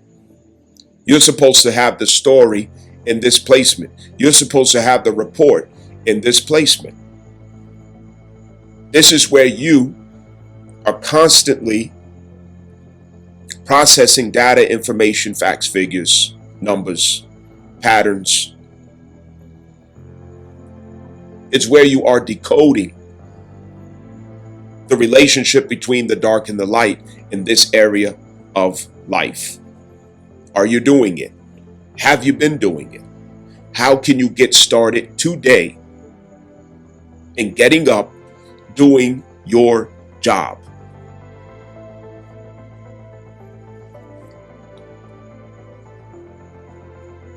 What does this lead to? Ultimately, what this leads up to is you realizing from those patterns, from those trends, from those reports, from those observations, from ascending your witnessing of dualities into wisdom and love, what it grants you is an understanding of what culture should look and feel like. It gives you the understanding of how culture should be expressed based on those observations and witnessings. It informs culture. Wisdom and love informs culture. It modifies the matriarchal law, the matriarchal constitution.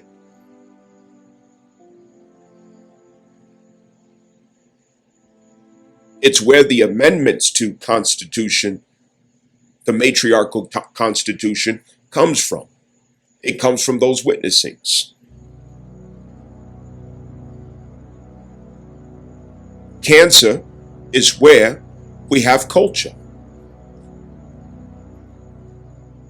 Culture eats strategy for breakfast. Gemini is what catalyzes the manifestation of culture. So in the following house is where you realize proper culture, appropriate culture, the needs in culture. What is the correct matriarchal expression? What is the correct matriarchal input? It informs matriarchy.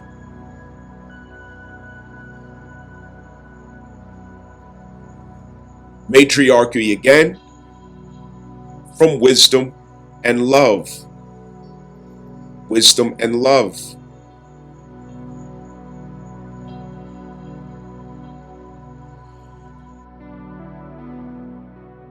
I want you to take notice how wisdom and love is expressed from experiences of duality in crisis, drama, trauma, conflict, controversy, so on and so forth, and how it manifests as wisdom and love expressed through art, fifth house Leo. Understand?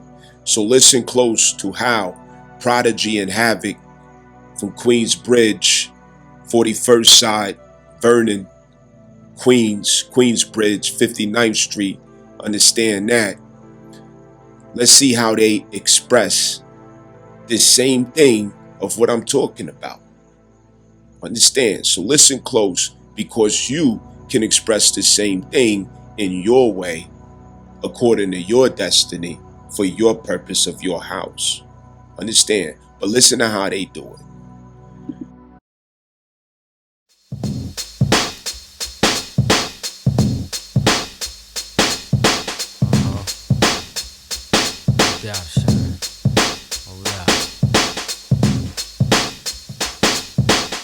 What up, son? I heard they got you on the run for a body.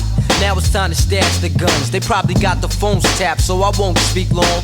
Give me a hot second, and I'ma put you on. It's all messed up, somebody snitching on the crew. And word is on the street is they got pictures of you.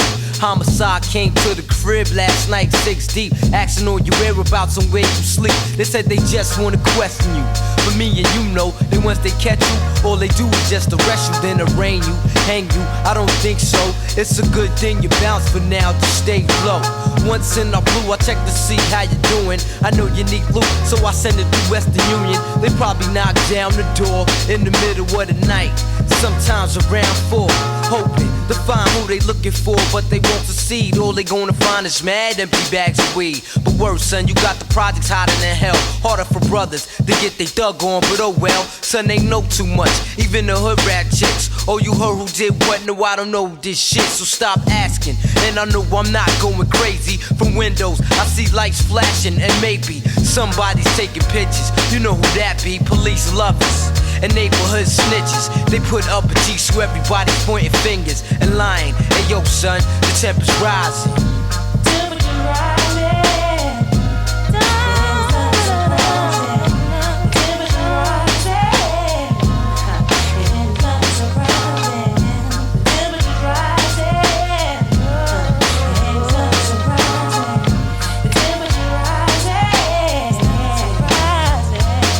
What up, black? Hold your head wherever you at. On the flow from the cops with wings on your back. That snitch nigga gave police your location. With chopper's body up at 6 degrees of separation. Killer, listen, shit ain't the same without you at home. Phony niggas walk around trying to be your clone. They really fear you. When you was at home, it was pale. That's why they wanna see you either dead or in jail. By the time you hear this rhyme, you probably be locked up. Tried to hide somewhere along the lines, your plan slipped out. Got caught up in a crime that you can't take back. Reminiscing how I used to pick you up in the act. Years ago when we was younger, seems the hood took us under very deep.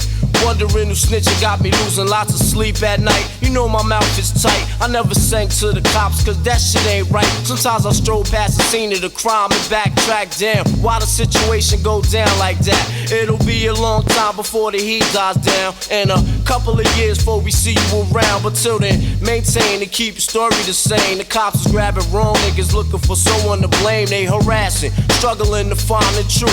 There's a chance your case will get thrown out cause they ain't got no proof to say you guilty. Your fingerprints filthy. Deliver me the gun I tied to a brick and throw it in the river. Make sure it sinks to the bottom. My smart police snuck you out the projects. We got them, but still.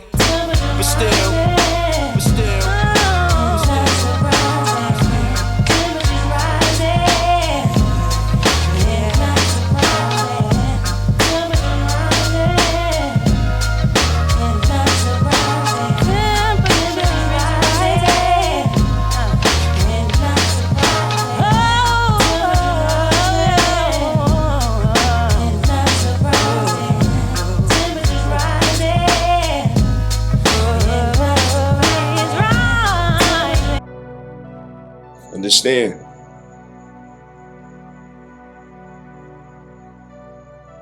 It's opposite the polarity of Gemini, which is Sagittarius. It informs patriarchy. The same way that Gemini manifests matriarchal culture through Cancer, Sagittarius manifests patriarchal culture through Capricorn. Do you see how that works? Gemini is the community circle. Third house is the 15-mile radius of the home front. Is where mother and children, mother and son dwells. The 9th house, the polarity of Gemini, that is the greater community, the world market, the outer world, the nation.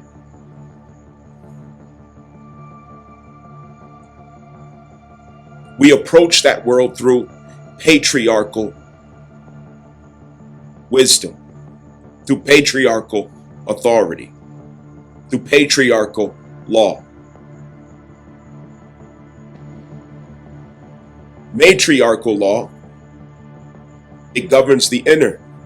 Patriarchal law governs the outer. Understand? And we see this manifest also in the crab, for example. If you look at a crab which represents Cancer, the inner of the crab is fleshy, it is soft, it is sensitive. That is matriarchal. The outer of the crab is hard.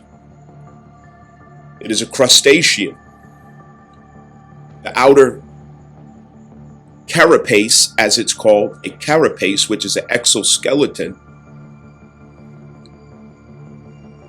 it represents that Cancer patriarchal law that must protect the matriarchal archetype within. Understand?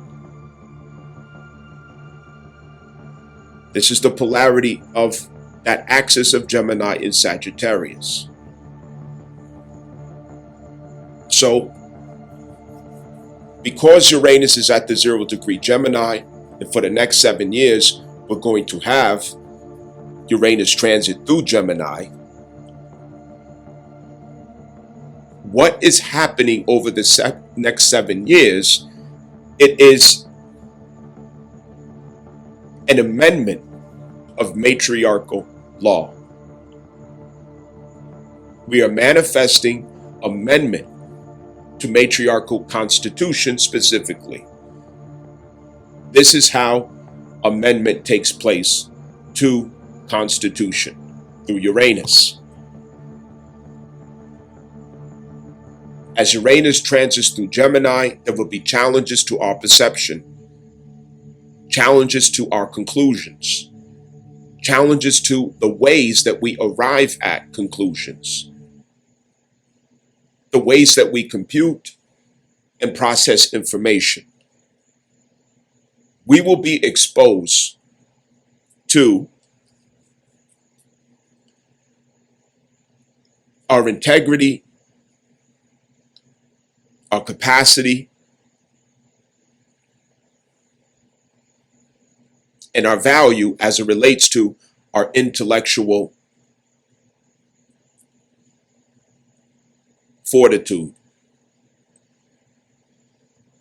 critical thinking, true intelligence, wisdom.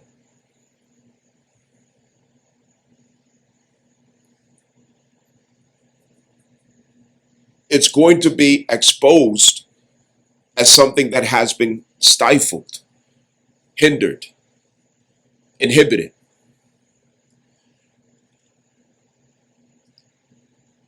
Uranus is going to show us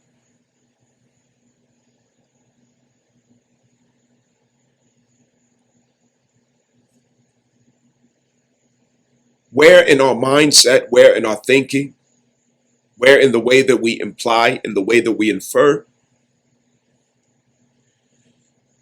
is going to show us where we lack originality.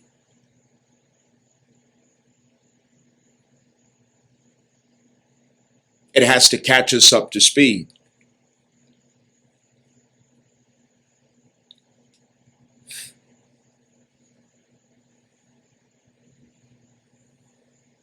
It's naturally going to oppose patriarchal constraints, patriarchal limitations. Of course, naturally, I'm calling out Capricorn.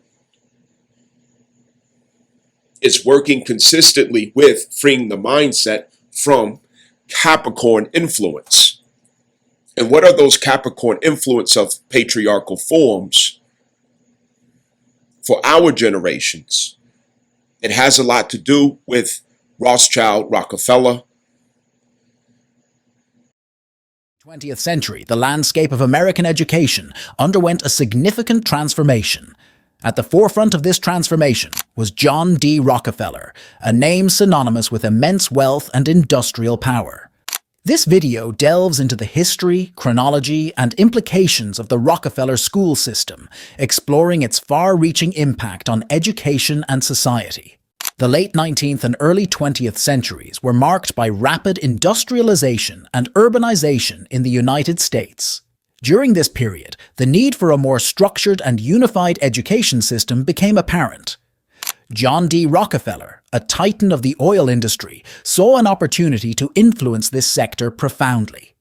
In 1902, he established the General Education Board, GEB, with a mission to promote education throughout the country.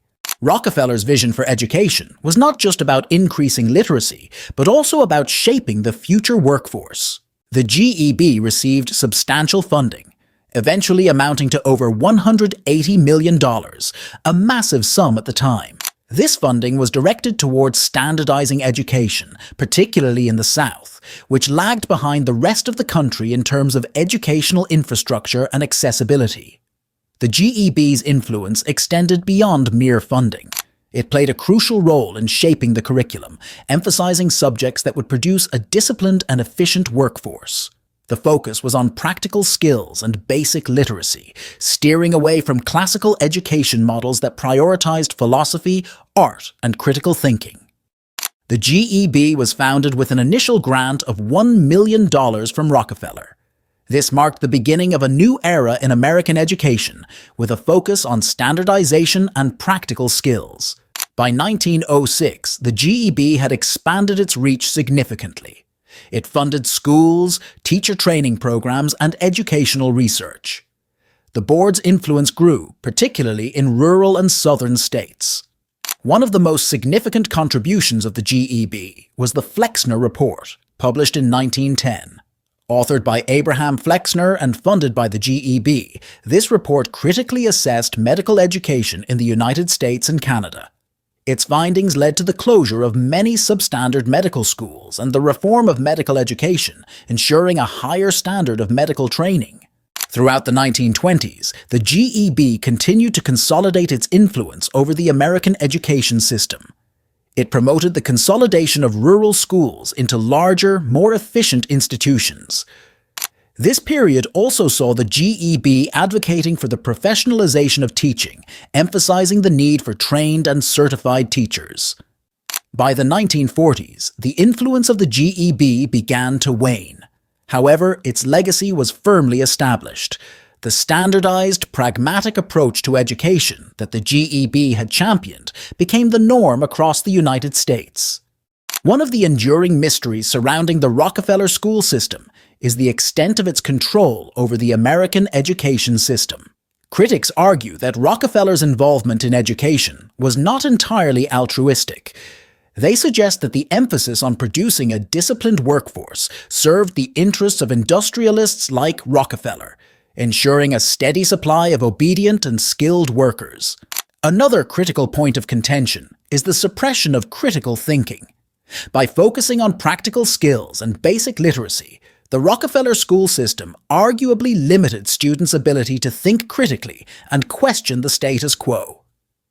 This has led to ongoing debates about the true purpose of education and the need for a more holistic approach that includes critical thinking and creativity. Despite these criticisms, the Rockefeller school system's impact on American education is undeniable. It laid the groundwork for the modern education system, with its emphasis on standardization and practical skills. However, the debate over its true intentions and long-term effects continues to this day.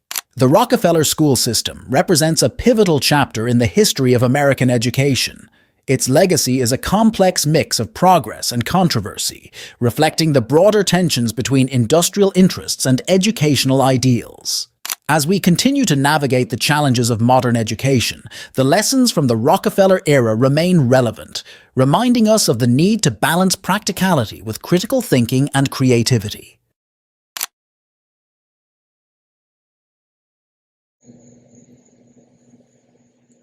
And the General Education Board, or General Education Department. That was 1902, 1903, when it was established. And Rockefeller said himself, we do not need thinkers. We need workers. We do not need thinkers. We need workers.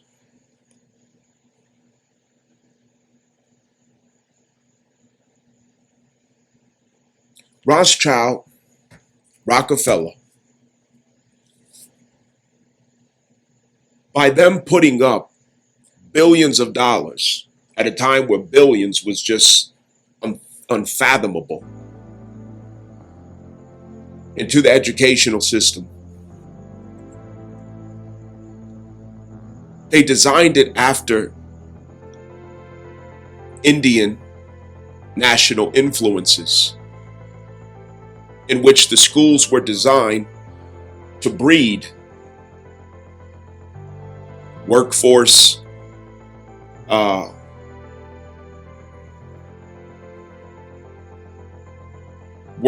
mules. It's like it's like animal husbandry, neck down. You know, in the construction world, in the North and the South, you know, it's different cultures. But in the South, Alabama in particular, Mississippi, Louisiana, those areas, there's a saying, you know, that we have in construction. You know, even though I'm in New York, as you all know, but you know, I've traveled all over America with my profession, you know, as a journeyman.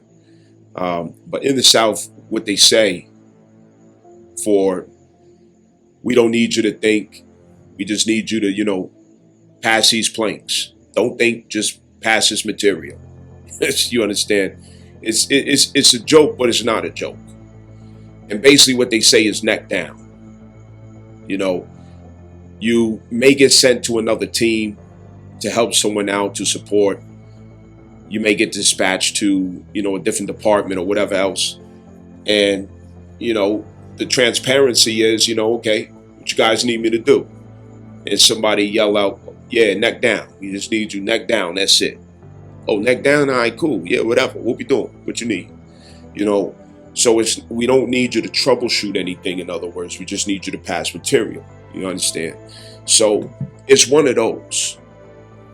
It's one of those. The point here that I'm making, as I'm coming around, you know, I'm making a point in the long route, but what it is that deliverance, remember, Uranus always delivers, okay? It's always about deliverance when it comes to Uranus. This time, Uranus has to give deliverance to the mindset. The mindset was restricted by the design of Rothschild Rockefeller, who standardized American public schools. And it was standardized to produce a workforce for the corporate model, back when the corporate model first began. The industrial age. Understand? So school was used to take the majority, the people, and pay no acknowledgement to the talents, the gifts, the arts necessarily, but to emphasize in their motor skills, their ability to produce and reproduce in the workforce, to show productivity in the workforce. And this was the beginning of 5, 6 o'clock in the morning, a bunch of zombies with coffee mugs in a sea of cars headed to the train station, walking faster than a motherfucker. Paying for babysitters. The kids is damn near raising themselves. They give you this moral guilt trip to make you feel like you're being a hero by working yourself to death. Oh, I'm gotta take care of the family, gotta take care of the kids and the wife, and you know, and it turns into this meaningless life. A meaningless life where people's talents, energies, souls, everything that they came to earth with, Rothschild Rockefeller is having you to serve their ideal with it instead, to fill their pockets with it. And you get a small, minute fraction of what they're getting out of your productivity. So there's a mindset that goes with that. Be obedient, be compliant, stay in the lanes, don't sneeze too hard. Yes, sir, boss. Yes, sir, massa. On to the plantation. Wash, rinse, repeat. Don't use your brain. Don't use your imagination. No creativity. Stuck in a cubicle. All of your forces are being used in a repetitive motion every day to make somebody filthy rich, and to continue on an illusion of your own expansion of wealth. Y'all know the story I'm talking about. Y'all know what I'm talking about. So Uranus is freeing our mindset from these ideals of being plantation workers, good slaves, thinking in their frame of logic and reason. But when Uranus comes to deliver,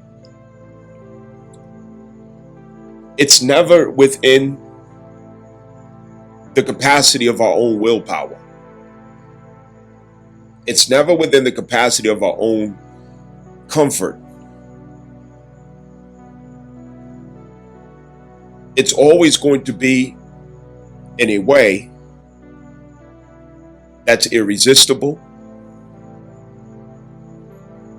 unavoidable, unpredictable, and quite startling to your ego.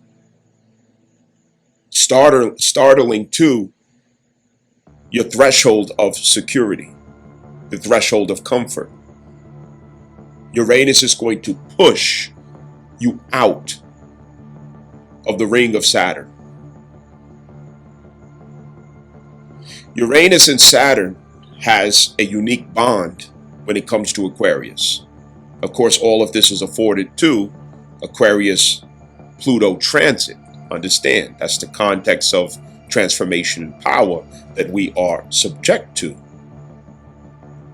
When Saturn is representing Aquarius through Uranus, it is the outer ring that Uranus is guiding us toward, is trying to get us out of the inner ring into the outer ring of Saturn.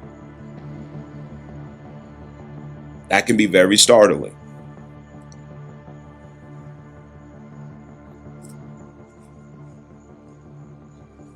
The point is to give us that deliverance, which can be shocking, and immediately it always leads to cognitive dissonance, as I already mentioned, because there's something you're used to. There's something you have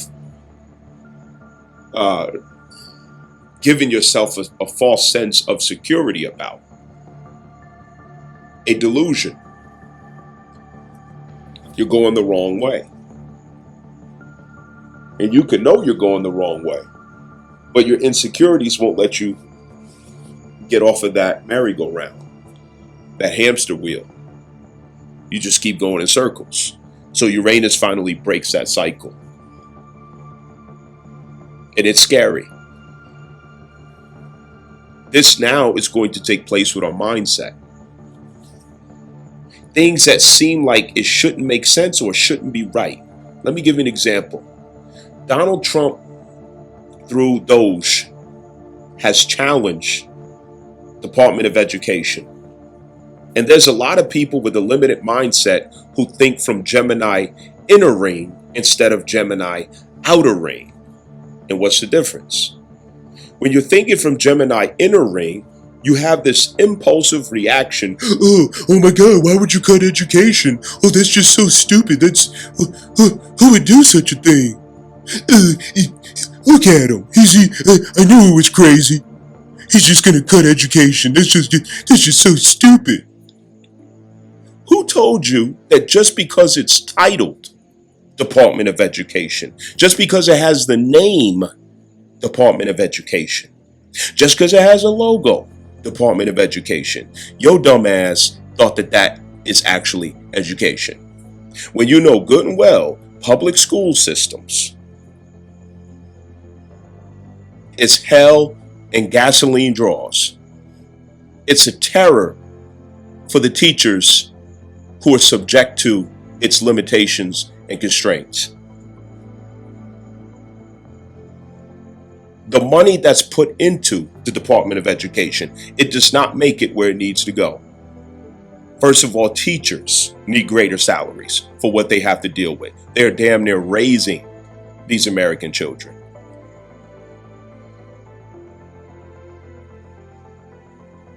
American children these days, they're reading, writing, and arithmetic, mathematical skills out of public schools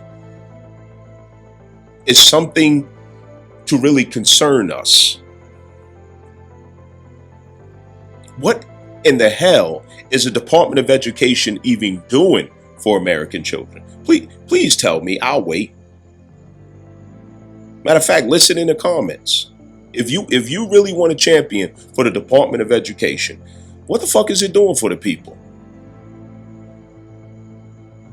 When Donald Trump comes along and his little black pen scribbles away resources to the Department of Education, or he even says, I'm just going to get rid of it because it ain't doing shit. It's not Donald Trump. This is what I'm trying to get y'all to understand. You have to stop looking at personalities. Donald Trump is just a catalyst by which energy finds its manifestation and form to express its intention and will. And that has been accomplished. That's Uranus. That's Uranus giving deliverance, because we have this fixed mindset around titles and names, but we lack understanding. We lack wisdom in what anything really means. Again, that goes with Gemini. It's a complacency. Uranus transiting Gemini is going to save us from the complacency that we have been subject to. Those of you here on my channel or on my website, you see how I've been talking about lately the illusions of status, titles, fictitious characters, okay? This goes along the same thing. But just as those things, we get complacent about the meaning of words and titles. All somebody has to do is put a particular name on a thing, and you attach, look at my word, I said attach, and you attach sentimental feeling, conviction, emotion to those words, while ignoring the expression of what's behind that thing, which holds the title of a particular word that makes you feel a certain way because you're attached to the word rather than observant of the circumstantial outcomes. See, this is a sign of lack of intelligence. When we are intelligent, you can't put a word on something while it does something contradictory of what the word is labeling it. Department of Education. Okay. Department of Education. Okay, that's a good thing. Yeah, that's gotta be a good thing. Department of Education. Who would get rid of that? Education is good. We lost our intelligence. I'm so sorry if I'm offending you. Okay? I'm not here to intentionally offend anyone. There's nobody in the room but me and you. But we got to have this talk. We have given our intelligence away. Here in America, I can't speak for other countries, but here in America, okay, y'all let me know from England, France, Ireland, China, Japan, wherever you're from. Let me know how it is in your country, okay? I don't know. I can't speak for it, but I love to hear what's going on in your country. But they have deliberately manufactured a society of people who do not think. So just as Rothschild Rockefeller said, I don't need them to think. And they did design things so that we don't have to think. And so guess what? We don't think no more. Department of Education. We attach sentimental feelings to it. And we lose the impulse to investigate or confirm our thought or opinion about it because it has a particular name. Where else did this happen? Look at Obama, for example. Ooh, Obama's black. He's well dressed. Ooh. He's charismatic and he talks fancy. He has a black wife. Oh, this has to be good. There's no way it could be bad. Yeah, that's what niggas used to think. Right here in America, niggas looked at the fact that he's black. And you don't even give a thought. You have an emotional attachment to race. You have an emotional attachment to skin color, an emotional attachment to that. And because of it, you turn your brain off and you don't even give a thought. You impulsively react instead of consciously respond to what the fuck is going on. Now your dumb ass voted for Obama, and he was one of the worst things that ever happened to the black community.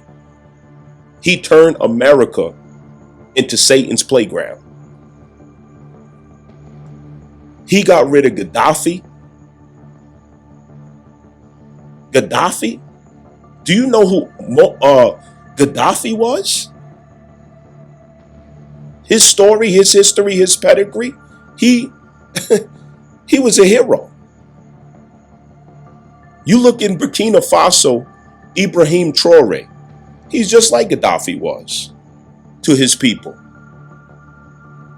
He got rid of one of my teachers, who's an American citizen. His name was Sheikh Anwar al-Awlaki. Anwar al-Awlaki. He offed him. He inspired me as a youth. He taught me about Allah. He taught me how to see the spiritual commitment in my life. There was no violent talk and all this other thing. His decisions are very interesting. The Pandora's box that Obama opened up. The gay pride, the trans and all this other stuff, he attached it to the sacred civil rights movement of African Americans. He inserted it into the Civil Rights Act. Totally disrespectful. And African American females, they're the main ones who helped them do it. Why? Because they're emotionally impulsive. It's not that they meant to do it, but they're emotionally impulsive. Just like Eve in the garden, it was the same story. African American females were Trojan horses for Obama's destruction of this great nation. Trojan horses. And they did it in ignorance. That's what happens when you don't have intelligence. intelligence when you don't use intelligence. All the college degrees that African American females got, all the schooling, and you still can't show improved intelligence.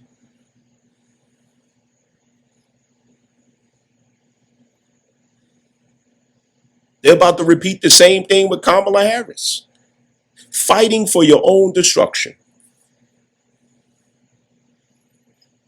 because you're in personality politics. Trump has a shitty personality.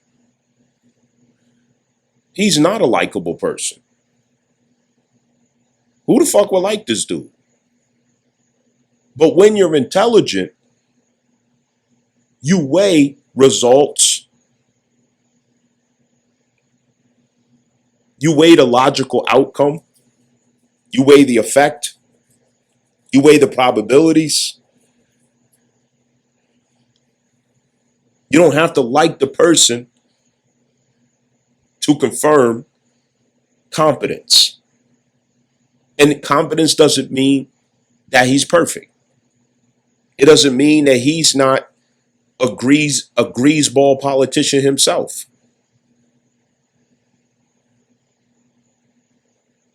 However, democracy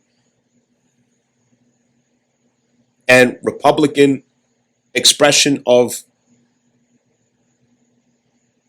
this de facto corporation, democracy is to manufacture the people's consent. That is dangerous, especially when it is through feminism, especially when it is upheld by liberalism. Feminism and liberalism is satanic. It is wicked. It is evil. It is immoral. It is anti-family. It destroys women. It destroys children. It destroys marriages. It destroys family. It corrodes society. It turns it upside down. It says good is bad and bad is good. It establishes cancel culture and controls truth from being expressed. It confuses children about the private parts, and rather they're a boy or a girl. There is nothing good about feminism or liberalism. It is very wicked. It condones every kind of sin and evil. It is a demonic, devilish culture, regime. And women cannot find their way out of it once they get in it.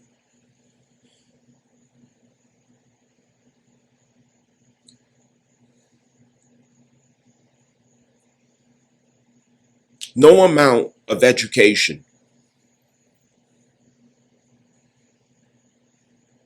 can give you intelligence through the school system, including college. You could take a person who studies etymology for 1 year and take a person who went through college, grade school, and everything else, buy a damn dictionary, and still don't understand words.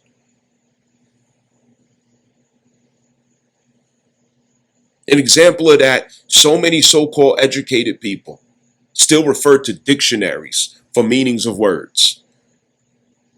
Dictionary can only give you the diction of a word. The current accepted value of a word. Etymology is what gives you meaning of word. Etymology is how words are used by people who really matter, by people who make decisions of what society should be expressed as, people who are relevant.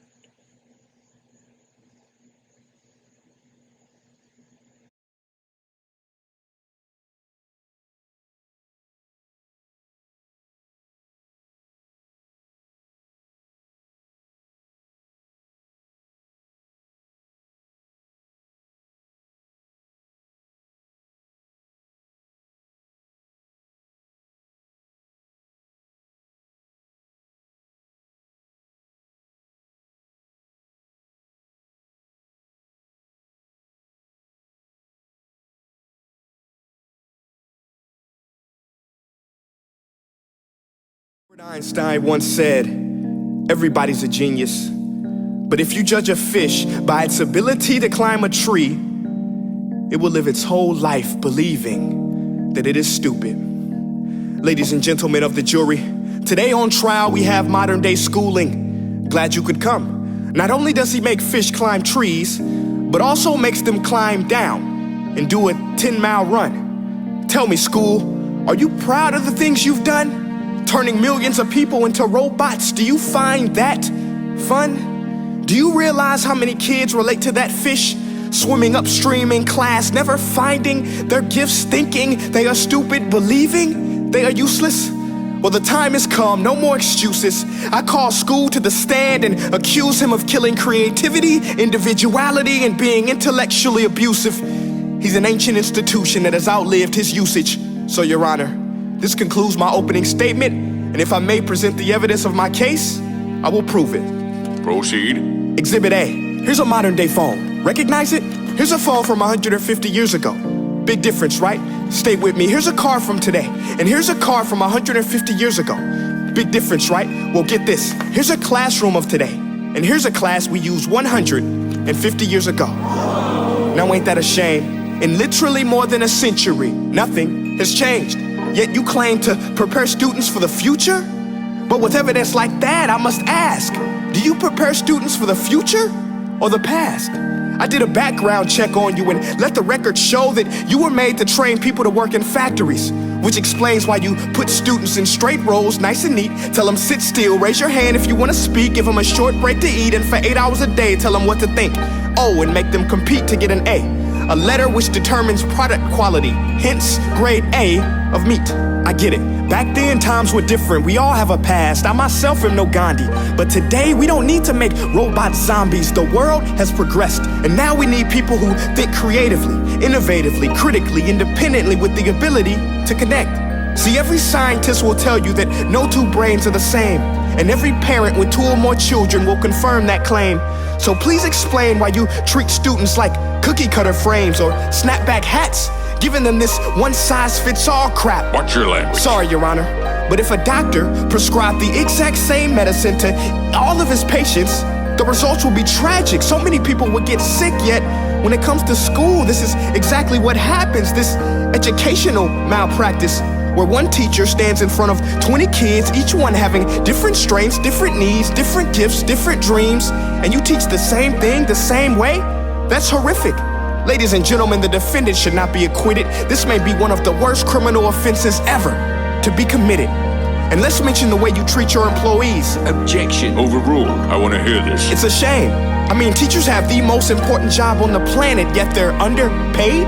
No wonder so many students are short-changed. Let's be honest, teachers should earn just as much as doctors, because a doctor can do heart surgery and save the life of a kid, but a great teacher can reach the heart of that kid and allow him to truly live. See, teachers are heroes that often get blamed, but they're not the problem. They work in a system without many options or rights. Curriculums are created by policymakers, most of which have never taught a day in their life.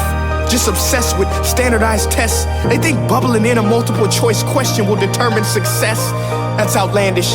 In fact, these tests are too cruel to be used and should be abandoned, but don't take my word for it. Take Frederick J. Kelly, the man who invented standardized testing, who said, and I quote, "These tests are too cruel to be used and should be abandoned." Ladies and gentlemen of the jury, if we continue down this road, the results will be lethal. I don't have much faith in school, but I do have faith in people.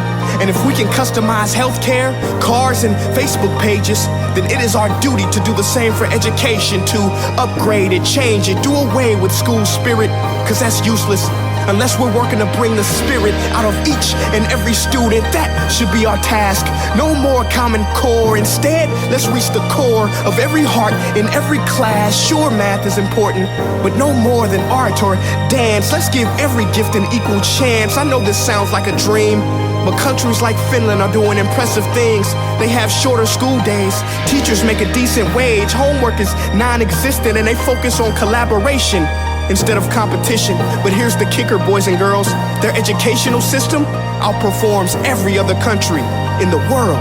Other places like Singapore are succeeding rapidly. Schools like Montessori, programs like Khan Academy, there is no single solution.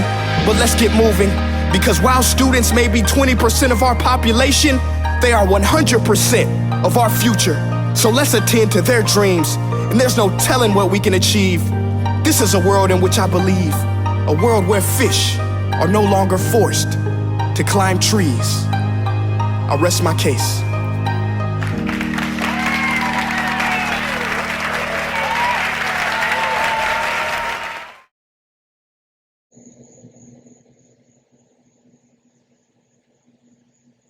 Intelligence has to be connected to the heart, not just memorization, trivia, regurgitation. Knowledge is one thing. Wisdom is a whole nother thing. That's where Gemini comes in. Gemini is about wisdom. It begins with knowledge. It begins with knowledge. It ascends to wisdom and love.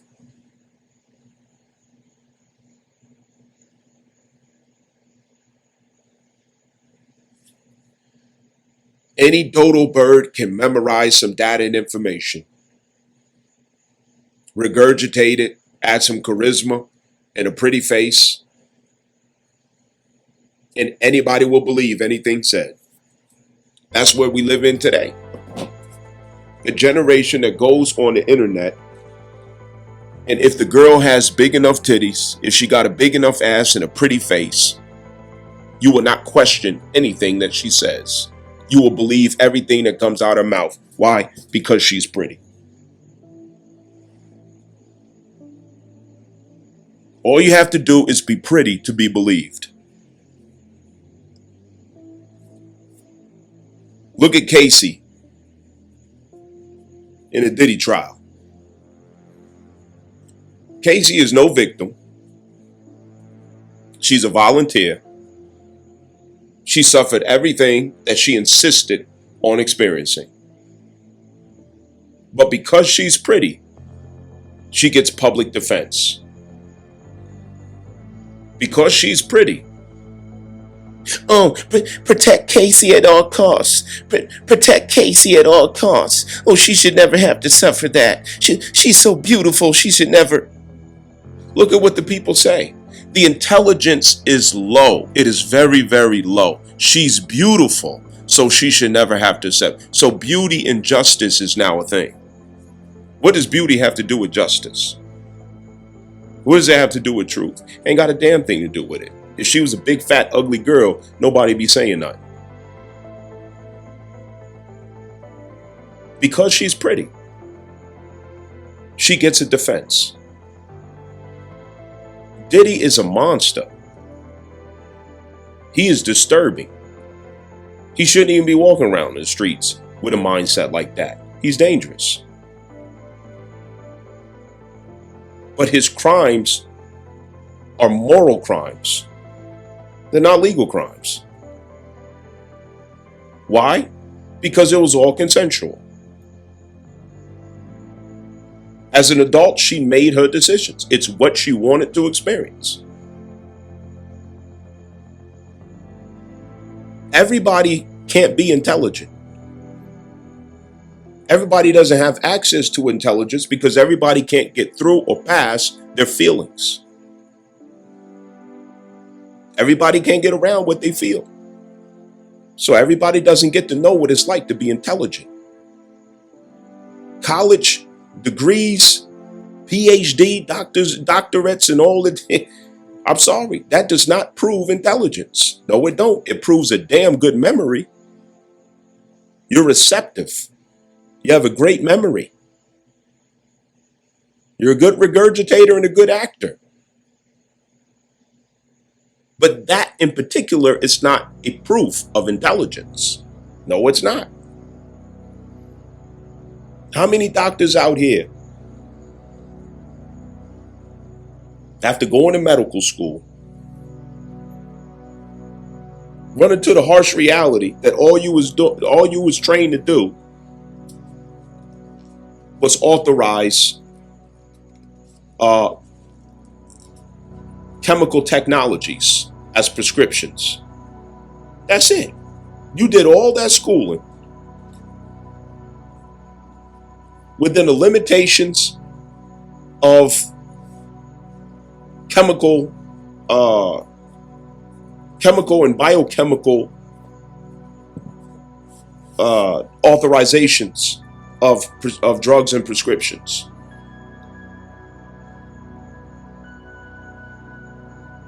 That's it. You were trained to identify symptoms that creates opportunity for chemically engineered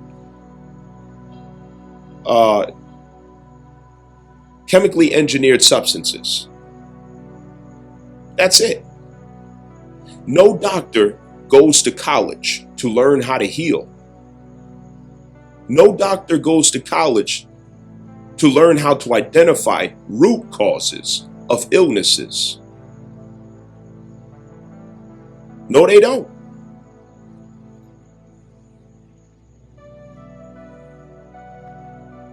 When someone of true intelligence comes along to teach such, off with his head. Y'all know I ain't lying. Look at Dr. Sebi, a real doctor. Yeah.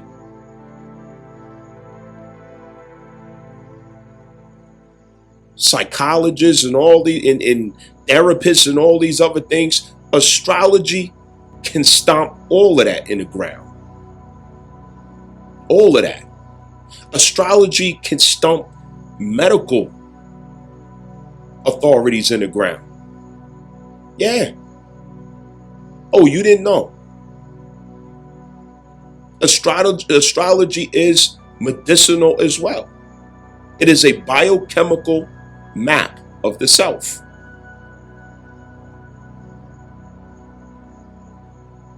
It is direct biochemical expression as well. Biochemical cell salts especially. Understand? Anytime we're dealing with planets or impulses, we are dealing with the authorities of everything that is subjugated to the laws of physics. That is Orishas or Elohim. Understand?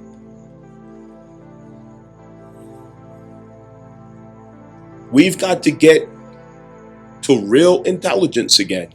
Free thinking. Free thinking.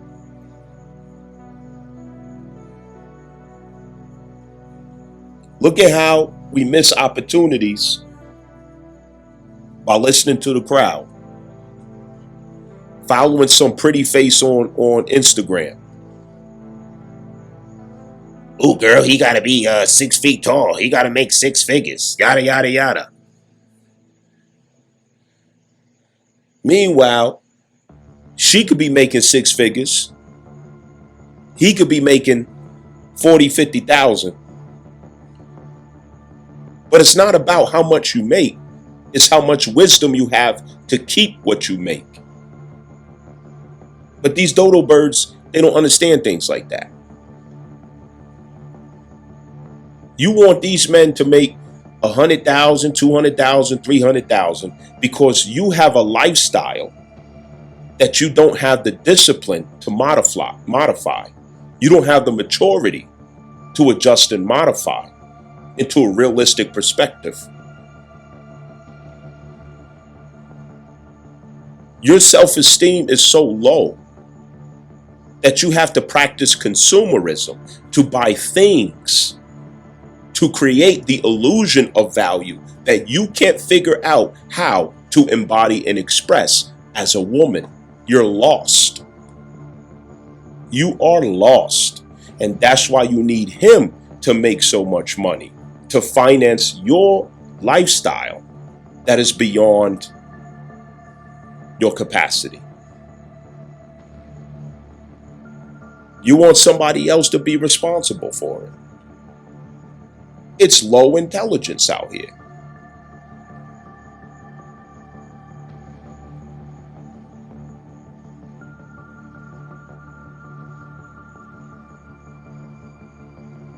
Some people with low intelligence, they can't see their own patterns.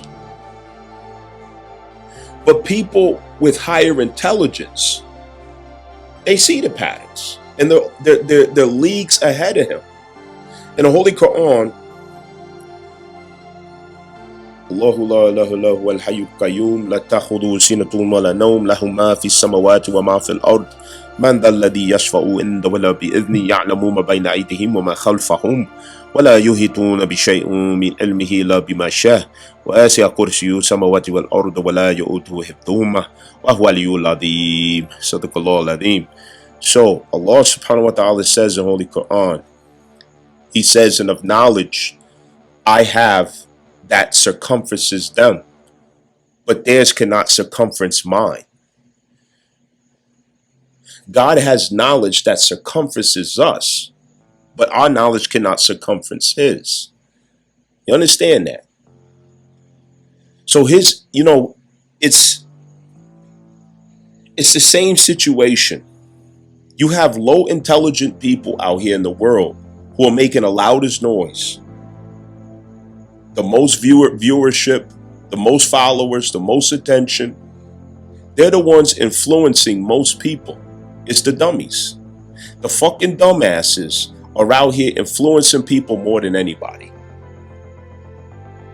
Millions of followers. But they can't see their ignorance. People who have real intelligence, their consciousness circumferences those who lack that real intelligence.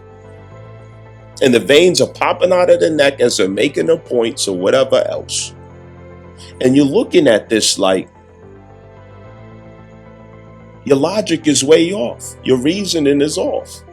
You can't see the connection between this behavior and that behavior, that pattern and that pattern, and the complaints that you are making and how you created all of this for yourself. And then you want somebody else to be responsible. It's these little type of nuances. The intelligence is just gone in this generation.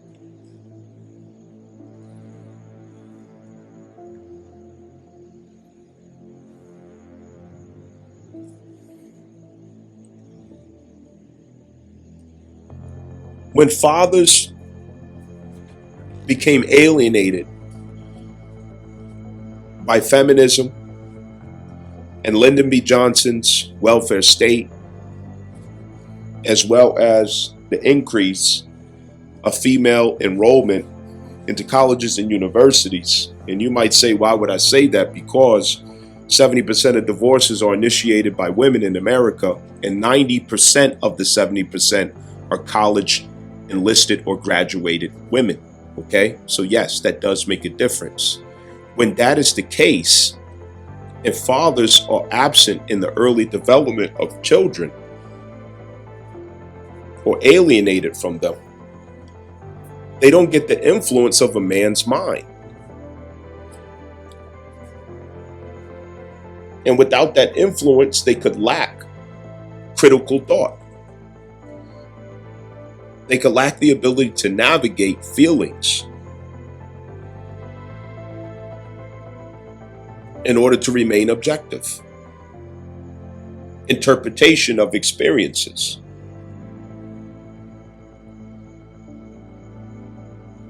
It makes a difference. It makes a difference.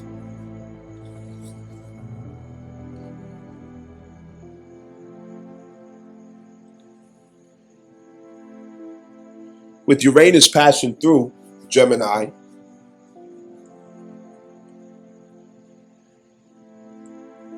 this is going to be a time where we're going to find ourselves in a wilderness with our thoughts. We already went through that concern in Taurus. Now we have to go through a concern in Gemini. We have to go through the wilderness with our thoughts for 7 years. What is that wilderness? With our thoughts. I don't know how to think when I don't know what to believe. I don't know what to conclude when AI technology, these illusions, advanced technological advancements in intelligence is painting illusions everywhere. And I don't know what's true and what's false anymore.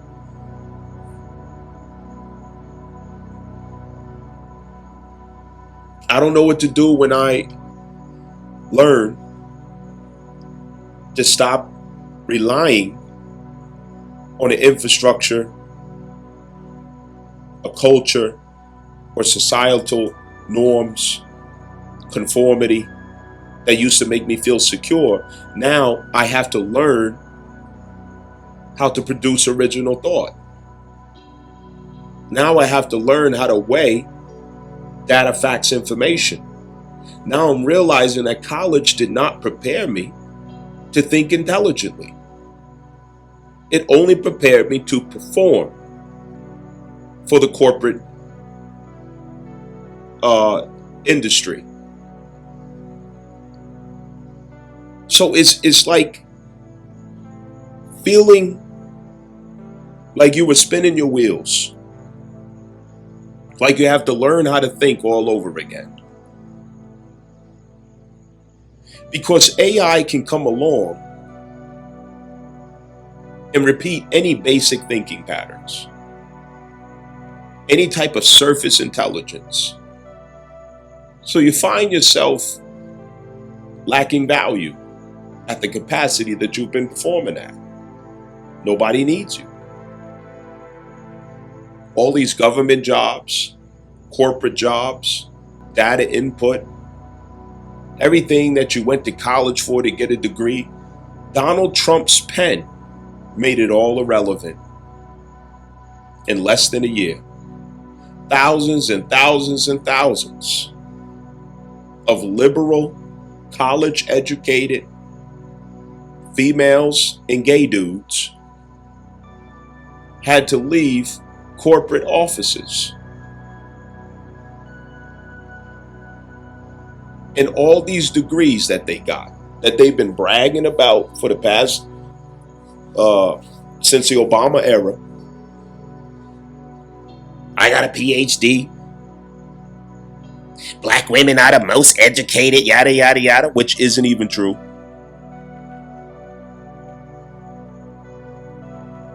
I got a doctor's, I got a bachelor's, I got a master's, yada, yada, yada. In less than a year, all that is now irrelevant. It means nothing.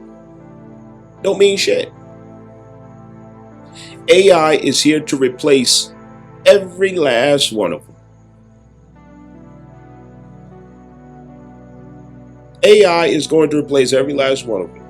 The same ones who they call dusty, broke, boring.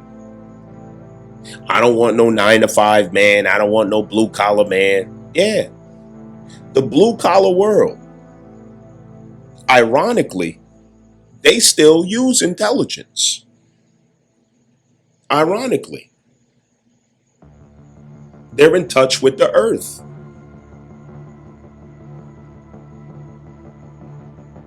They don't have access to the heights of illusions and lifestyle. Reality is closer to them.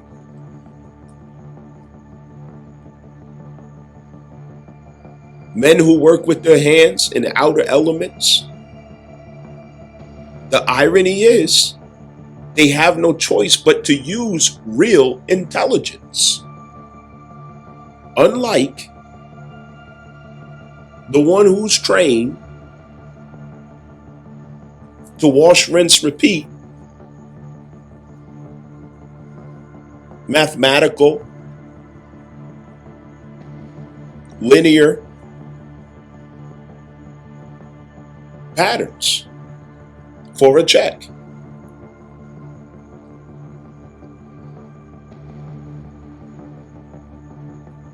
Blue collar men still use intelligence.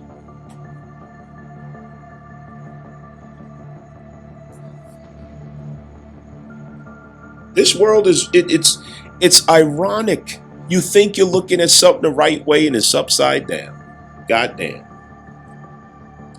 AI is not coming to replace their jobs and careers.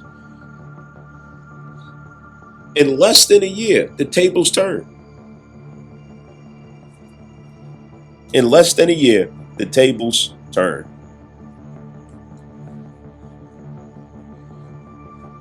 And Uranus has not even gotten started yet. Illusions about our identity,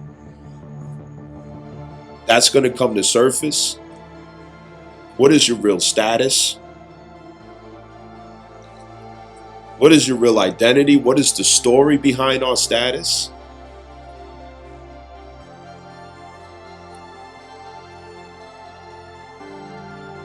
Oh, how is the government allowed to do this? How are they allowed to do that? Yes, Aries Saturn is going to manifest a sense of restriction upon the personal identity, upon the personality, upon the self. It will remain that way for those who refuse to identify themselves as a natural person, which is not necessarily sufficed by checking the checkbox, but by understanding the whole entire reality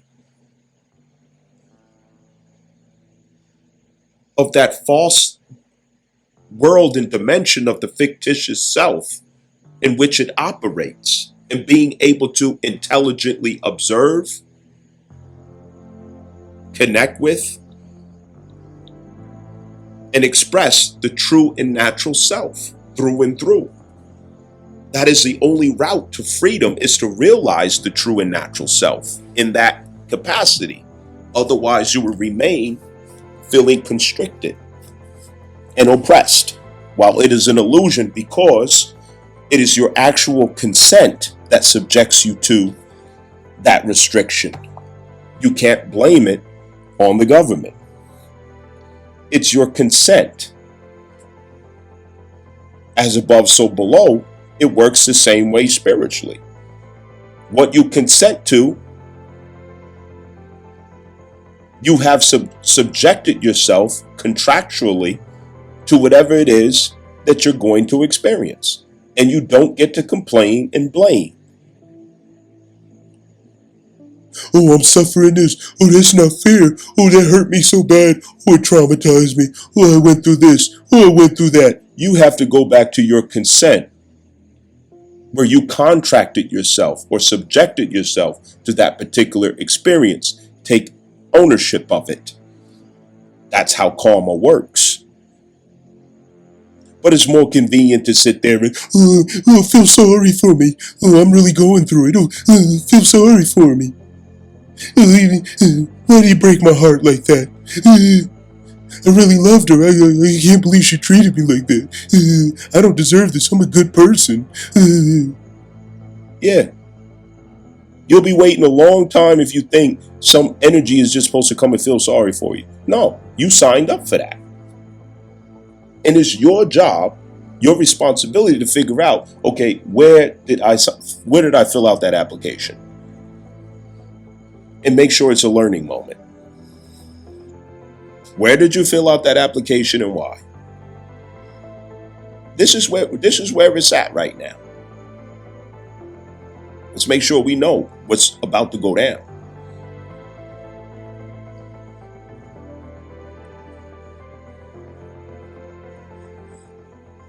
Uranus is going to test your sense of community.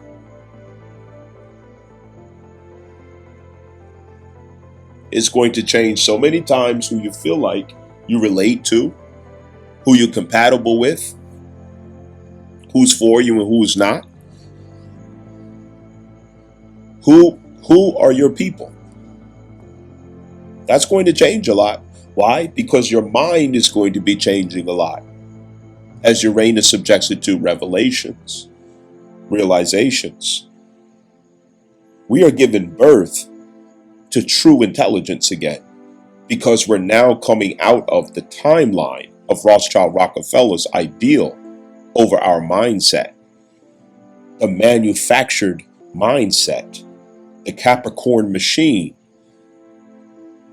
the industrial and corporate design of humanity, the fictitious character that goes with the fictitious mindset. We are coming out of that. And it's going to be very scary, which is why we have to go through the wilderness and reckon with, deal with, show up for the shadows, the darkness, the fears, the demons, the wild animals in the wilderness that we created as we suppressed the true thought that we are capable of, betraying our wisdom. We have to answer for that.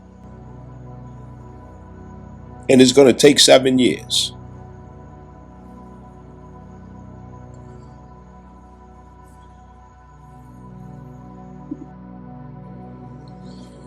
What H.L. Mencken, H.L.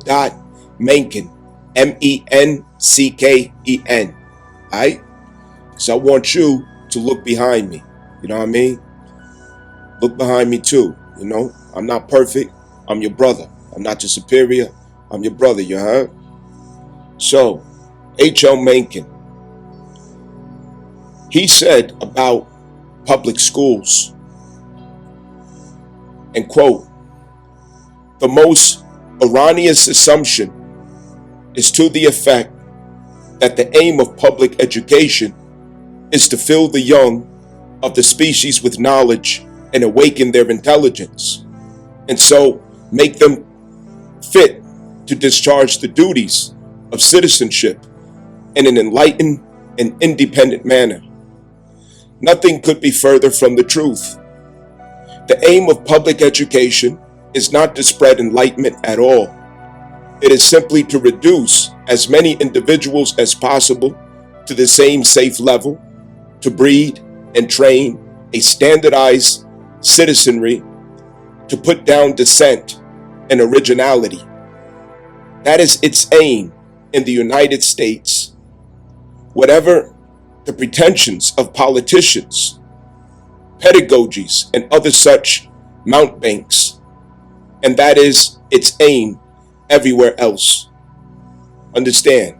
So,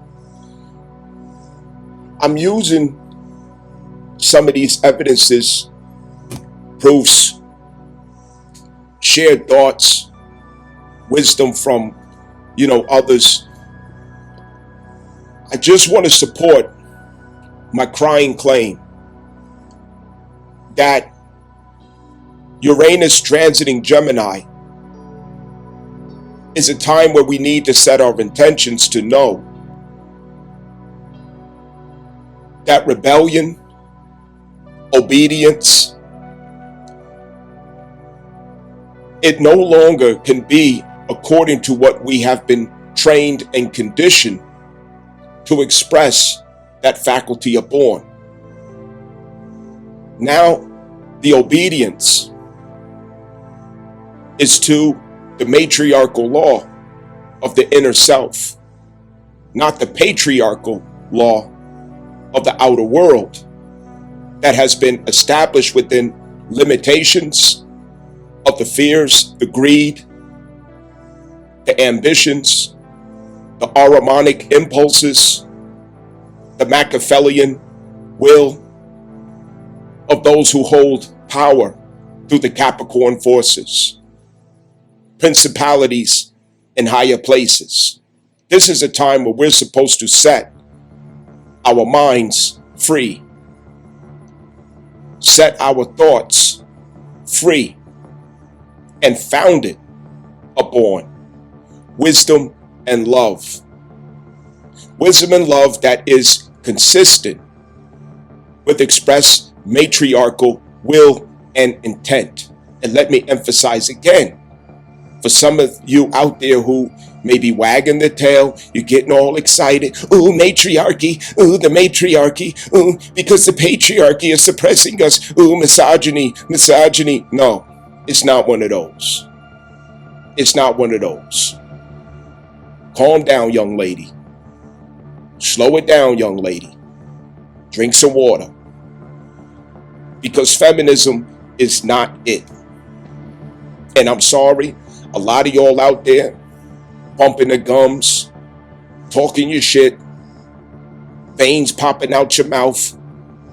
You know what I mean? You on your Megan Thee Stallion trip, talking about matriarchy, don't know the first thing of what matriarchy is. Don't know the first thing. Matriarchy is the core law and constitution. And it is consistent with honoring your inner child, honoring your intuition, showing obedience to your intuition, obedience to your inner child. That alone is some work. That alone is damn near a lifetime to align with. Because once we figure that out, we realize we were never at any time in our life a victim of any person outside of ourselves. We were volunteers. Because the intuition and the inner child, they are the navigators of the soul with lunar light, with moonlight, to let you know you're going too far. This is not a good choice. What are you doing? I don't feel safe.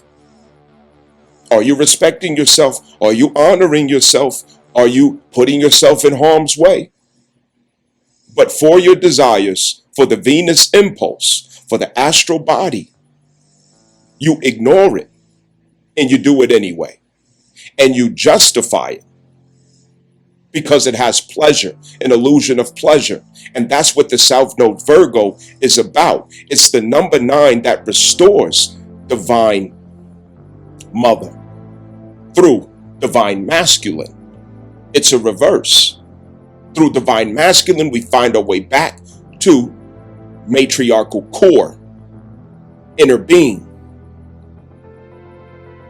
And what we find is that we were showing disobedience, negligence, insistence, willful obstinance against what our intuition and inner child was telling us and warning us. And the crisis that we suffer throughout our life, the traumas, everything that we have to complain about relationships, he did this to me, she did that to me, it all comes back to the fact that you did not listen to your intuition. You did not obey your inner child. You put yourself in harm's way. And you did it all for Venus. You did it all for Venus. The moon is the superior to Venus. It is Venus' mother. That is Yemeya to Oshun. Yemeya being the moon. Oshun being Venus. Yemeya is the mother, the divine mother, the mother of all orishas, all impulses. She is first source. The salty ocean waters from whence all life comes. The womb, which we reverence because it bore us. And this transcends every meaning in life. Do we understand the power, the authority of the archetype called woman? No, we don't. Because you fell for feminism. You're indoctrinated with feminism. And it directly opposes womanhood, matriarchy, and the power of the woman. It directly opposes it. Gemini, Uranus, is where we get down to the bottom of our misunderstandings, our self-undoings, the oppression and injustice to the self because of our refusal to pay attention to the meaning of words. There's a difference between the diction of words and the meaning of words. When you do Google searches on certain words and terminologies, you're trying to learn about history, about how life is, law is being applied, or different things of that nature. These politicians run circles around you. Lawyers run circles around you. People in high places run circles around you. Public servants run circles around you. Contractors run circles around you. And there are contracts in every layer of affair in our life. Why? Because you don't know, I don't know, we don't know the meaning of words. We take assumptions. Diction is how a word is used in the time continuum. And diction carries across culture, not law. Words in law remains the same value according to etymon or etymology, not dictionary. Are you kidding me? You will get laughed at in your face. Etymology holds the meaning of words and patriarchal illusions.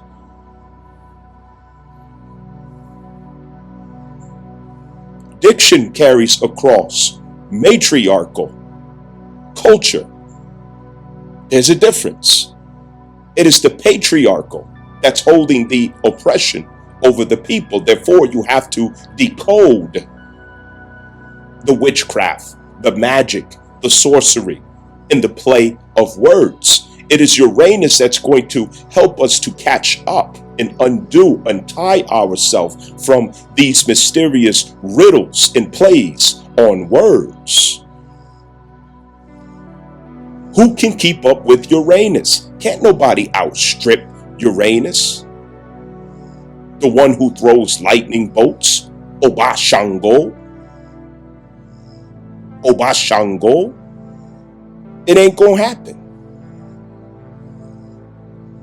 Shango is going to deliver us from the entanglements of the mind and the illusion of words.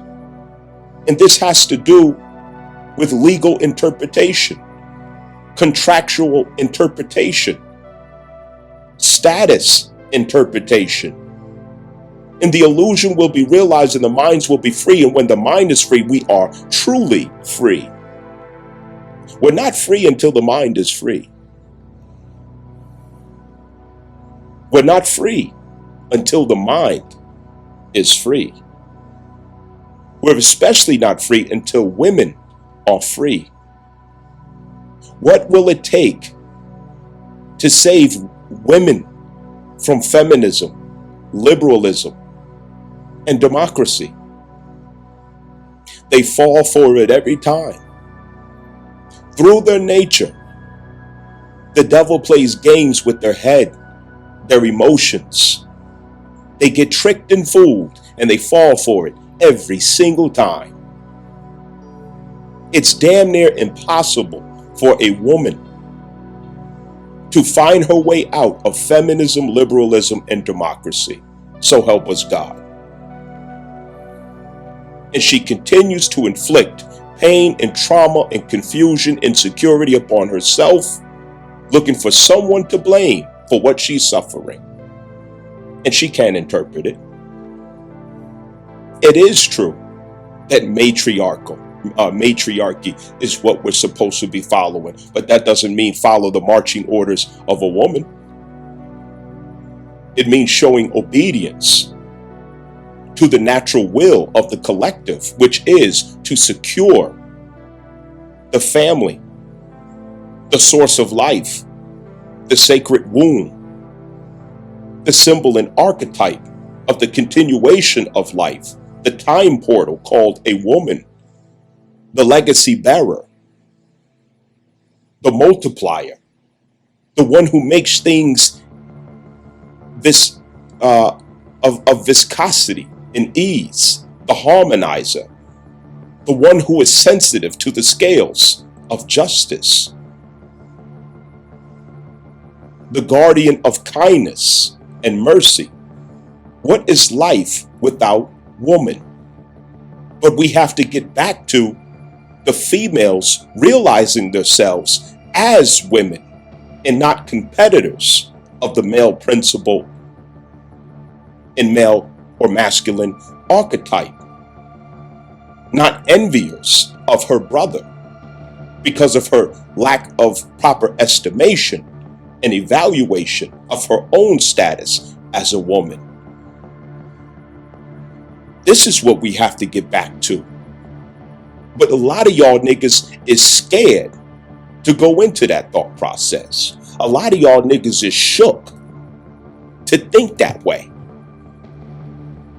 You want to be so obedient to what you were conditioned and trained to think like. You want to be a good boy. You want to be a good girl. You want massa to pat you on the head and say, oh, good job. You're doing just what I trained you to do. Yeah. And you follow the crowd. You don't think for yourself. You don't come to conclusions on your own. Where is your critical thought? Where is your mind? Do you own the power of your mind? Can you produce a thought naturally between the heart and the mind? Do you have a sound mind? Do you fear to think on your own? And thinking on your own and having a free thought is not to be a rebellious asshole, a tyrant, disrespectful, rude, obnoxious, overbearing. No, let's not misunderstand this. A rebel with a cause.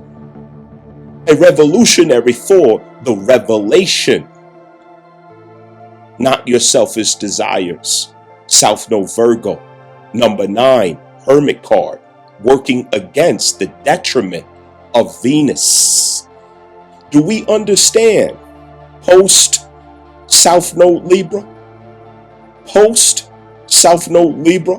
Feminism is what? Fallen, past tense. Liberalism is fallen, past tense. Democracy is exposed, past tense. Donald Trump is put in the position he is in, not because, oh, he's such a great guy. I love Donald Trump. No, he's a jerk. He's an asshole. He's a liar. He's a car salesman, just like everybody else. But the one unique trait about him is that he is against the deep state, even though he has to find his way out of the pocket and bedroom of Israel. But he does realize there is a corporate union that he has to find his way out of if he is to truly express America as a republic, the United States, that is, as a republic, according to the Constitution. There's a lot that has to come down before the right things go up. I'm trying to put y'all niggas on notice. Trying to wake y'all niggas up. Understand. I need help. I need support. And you know what helps? What helps is that I know you're at least trying to understand. That you're making an effort to see through the illusion. That's enough right there. Just let me know that you're not lost at sea, that you are well alive. Let me know. Because the waves are jumping, the ship is crashing, and I don't know who fell over.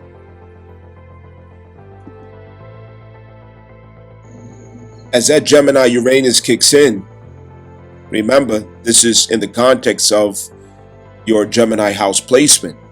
In this area of your life, you're going to look at things like, I was looking at this all wrong. I see through the illusion. I see through the parallel here. I see the trick. It's exposed.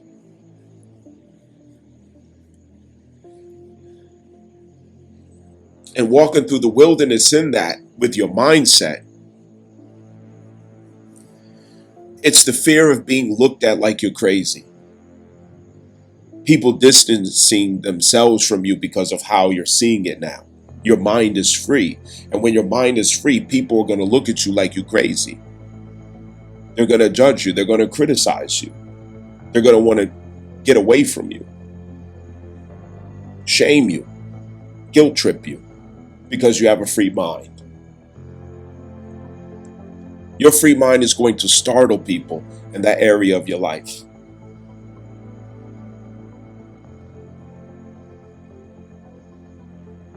Gemini cannot resist but to co-create controversy and drama through its observations. So it's more like putting things on the spot, putting people on the spot because of what you notice in patterns. Calling out the contradictions in that particular world or environment where you natally have a Gemini placement. You are going to be calling out the contradictions. You're going to be seeing the contradictions. And you're going to be demanding answers for it. You're going to see that there's an illusion that we have been agreeing to and we don't have to anymore.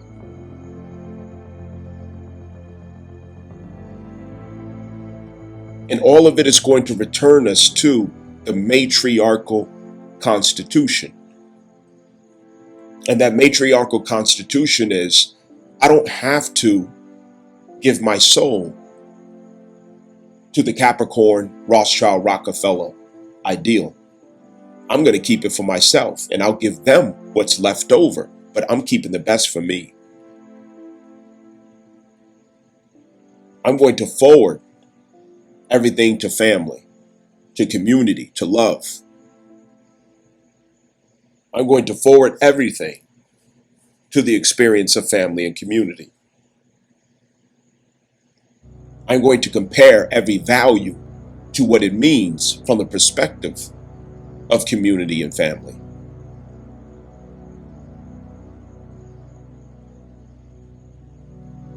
We're going to arrive at the expansion, Jupiter, of matriarchal wisdom and culture. Matriarchy is not to worship women. It's not to put women upon pedestals. It's not feminism. It's not women's power and rule over the world. I'm sorry, you are sadly mistaken. It is to embody Cancer and lunar wisdom, insight, authority, constitution, oracle, as compassion, selflessness, advocacy, security, emotional security, honoring vulnerability in vulnerable spaces, the bond of mother and child, man, woman, child. Jupiter in Cancer includes pregnancies as well as husbands. So it's restoring the will to produce children again, the desire to bring children into the world again, because we do have a crisis where nobody wants to have children. And it's understandable with the perception that we have about this unpredictable world. But Jupiter is going to expand that desire to bring children into the world again. It's going to expand also the honor and respect for husbands, Cancer, Jupiter. And a catalyst is going to cause these realizations through Capricorn, Pholus, transit, shaking things up from the Capricorn perspective, causing an immediate realization of our need to embrace the matriarchal impulse, which is the moon, and the matriarchal wisdom and law, jurisdiction, constitution, which is Cancer. This is where we're at. because that's what feminism took away from us. That's what liberalism took away from us. That's what democracy took away from us. And we're so attached to terminologies, to words, that we don't even give ourselves a chance to stop and think. We just react impulsively because of emotional attachment to words. And this is how politicians always win over women, especially. You use the right words and they won't even think. Yeah, for democracy, in order to spread democracy, for the sake of democracy, so we can spread democracy, and democracy must. But did your dumb ass ever stop to think that America is a republic? Did your dumb ass ever think? Did you remember that America is a republic?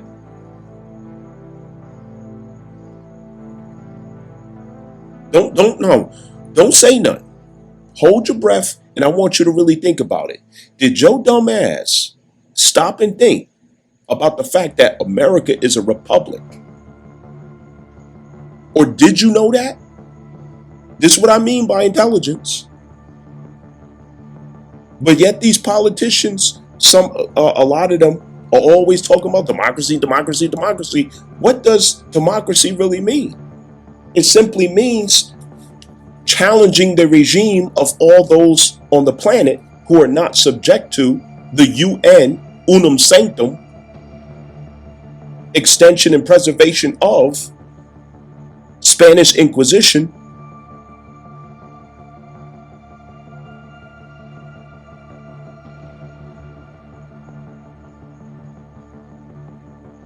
the Declaration of Discovery, the Doctrine of Discovery. Anyone who's not on board with this corporate model globally, we got to change their regime. The only people who have been offed, unalived, bombed and everything else by the West were people who refused to get down with the corporate model of unum sanctum in the Spanish Inquisition through de facto government called democracy. Democracy is to manufacture the people's thoughts and consent. And they do it through women, which is why they suppress men and uplift women when they move democracy through the world under the guise of Christianity, which their guise of Christianity is Christian nationalism. And Christian nationalism is simply an expression of political Rome on behalf of the Vatican, which is Constantinianism, not Christianity. It's all politics, not religion. But because you say, for the church, for Christ, Christianity, democracy, the UN is going to go over there and intervene.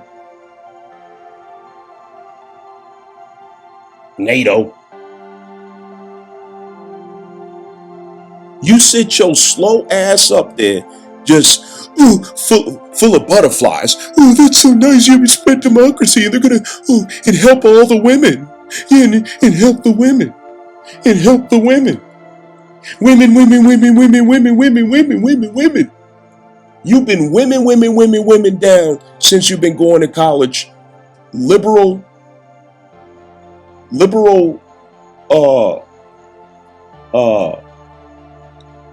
college campuses, liberal campuses, where you get brainwashed to think from a liberal perspective, indoctrinated with liberalism. Liberalism and feminism. In the illusion of being given higher intelligence and value. It's an illusion. Because what value can you claim as females without your womanhood? When you have consumed feminism and liberalism, which goes directly against your womanhood. So are we really using intelligence? No, we're not. And you damn sure didn't get it from a college campus, because that shit did not make too many girls much smarter. Can't reason her way out of a wet bag. Slow than a motherfucker, but got degrees. Dumb as a box of damn rocks, but a PhD. Slow ass scholars. I swear to fucking God. We have to start fucking thinking. Democracy is manufacture of consent. That's all the fuck it is. It is to stray from the Constitution. By manufacturing consent and sentiment. Let me give you an example. I want to go into Iraq and take all this shit and change a regime since they don't want to get down with unum sanctum, the Spanish Inquisition, the Roman Church, the Vatican direction and will, the incorporation of its citizens, the leveraging of Moorish estates globally. They don't want to get down. I bet we gonna get their ass up out of here. But we have to justify going in there doing it. So what do? We can manufacture the consent of the people, the approval of the people, by blowing up a couple of towers. So we blow up a couple of towers, and now we have justified this action. Now the people can't disagree. They can't object. They can't hold us in contempt.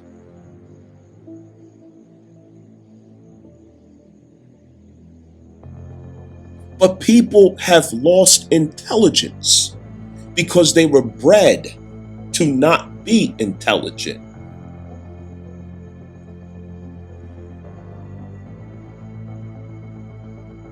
We have to recover our intelligence.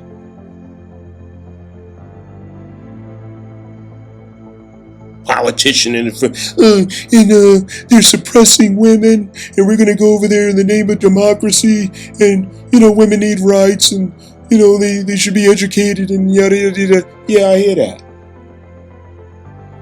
But when certain countries say that women need to be educated, it's the same thing as women need to be indoctrinated with feminism and liberalism, because that's all you're getting out of college campuses is a mindset that's leaned into liberalism and feminism.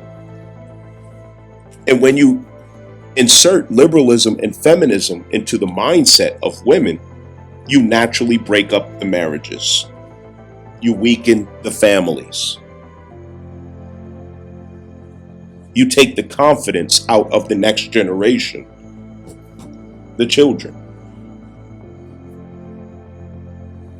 You lower the probability of revolt, rebellion, coup d'etat, and resistance in the next generations when political infiltration takes place. Are we using intelligence? No, we're not. That's what happened with the so-called black community. What, y'all niggas think I'm just making this shit up? Nigga, I watched the whole fucking process. I seen every step. Yeah. Put women in front. That's all you gotta do. All you gotta do is create a society that worships women, and everything gets fucked up from there. No more families, nobody having marriages, baby mama culture, a whole lot of fucking and sucking, but ain't no marriages. The children can't be, raised with fathers alienated. Females are not strong enough to take accountability, so they blame it on everybody else and jump to the same narrative. Oh, it's the man's fault, it's the man, yeah, he did it, your daddy ain't no good, yada, yada, yada. Yeah, it becomes one of those stories. Society gets so fucked up when you just push women to the front and give them unlimited power, leverage, authority, control, protection with no accountability. Family court and divorce court is a lottery ticket for women. The Me Too movements, all you gotta do, back in 1983, he grabbed my ass. Back in 1997, he groped me. Oh my God, I was so traumatized. That's all you gotta do. And you get a check.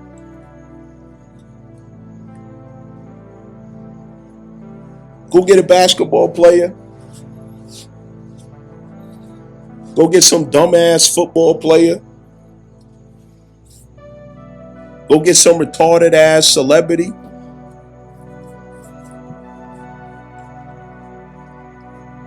Pull a Me Too. Have a baby. Whatever. They're easy licks. Piracy.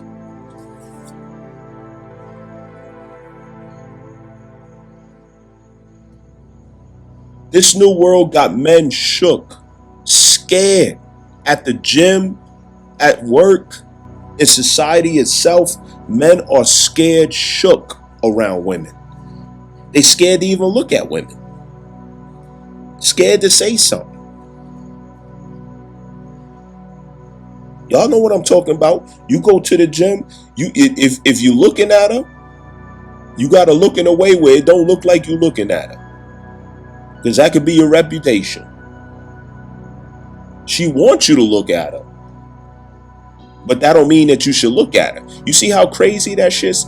Look how crazy that is. Women want you to look at them, but you better not get caught looking at them, because that could be your ass. She wants you to look at it. She wants the attention. But if you should give her the attention and you're not somebody who she wants, it can go very, very, very bad for you. Very bad. There goes your reputation.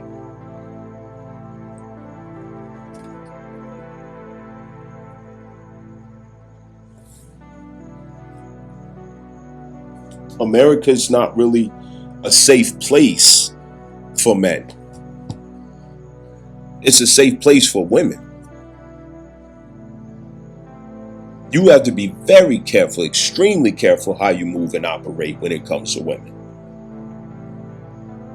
And whatever you create out of it in this day and age, you can't complain. You can't blame nobody, because you're supposed to be paying attention.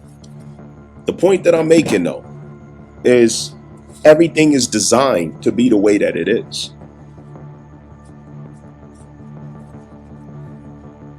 Marriage rates going down. Nobody want to have babies. Feminism is why. The court system is why. Family court and divorce court is what is deterring men from getting married. Unless and until family court and divorce court is modified to reflect fairness and justice and equality between man and woman, ain't nobody getting married. It's the dumbass niggas out here like Travis Hunter. Yeah, look up Travis Hunter. It's dumbass niggas like that that's getting married. Through the state. Through the state, that is. Talking about through the state. You know what I mean? That's a dumbass move in this day. You crazy? You gotta be real stupid to do that shit. You really don't got intelligence if you're doing that these days. Anyway, Uranus, Gemini, you know what I mean? We might as well start right now by releasing any resistance to a new mindset, to a new perspective, to new thinking patterns, to having our dogmatic views challenged. Open it up.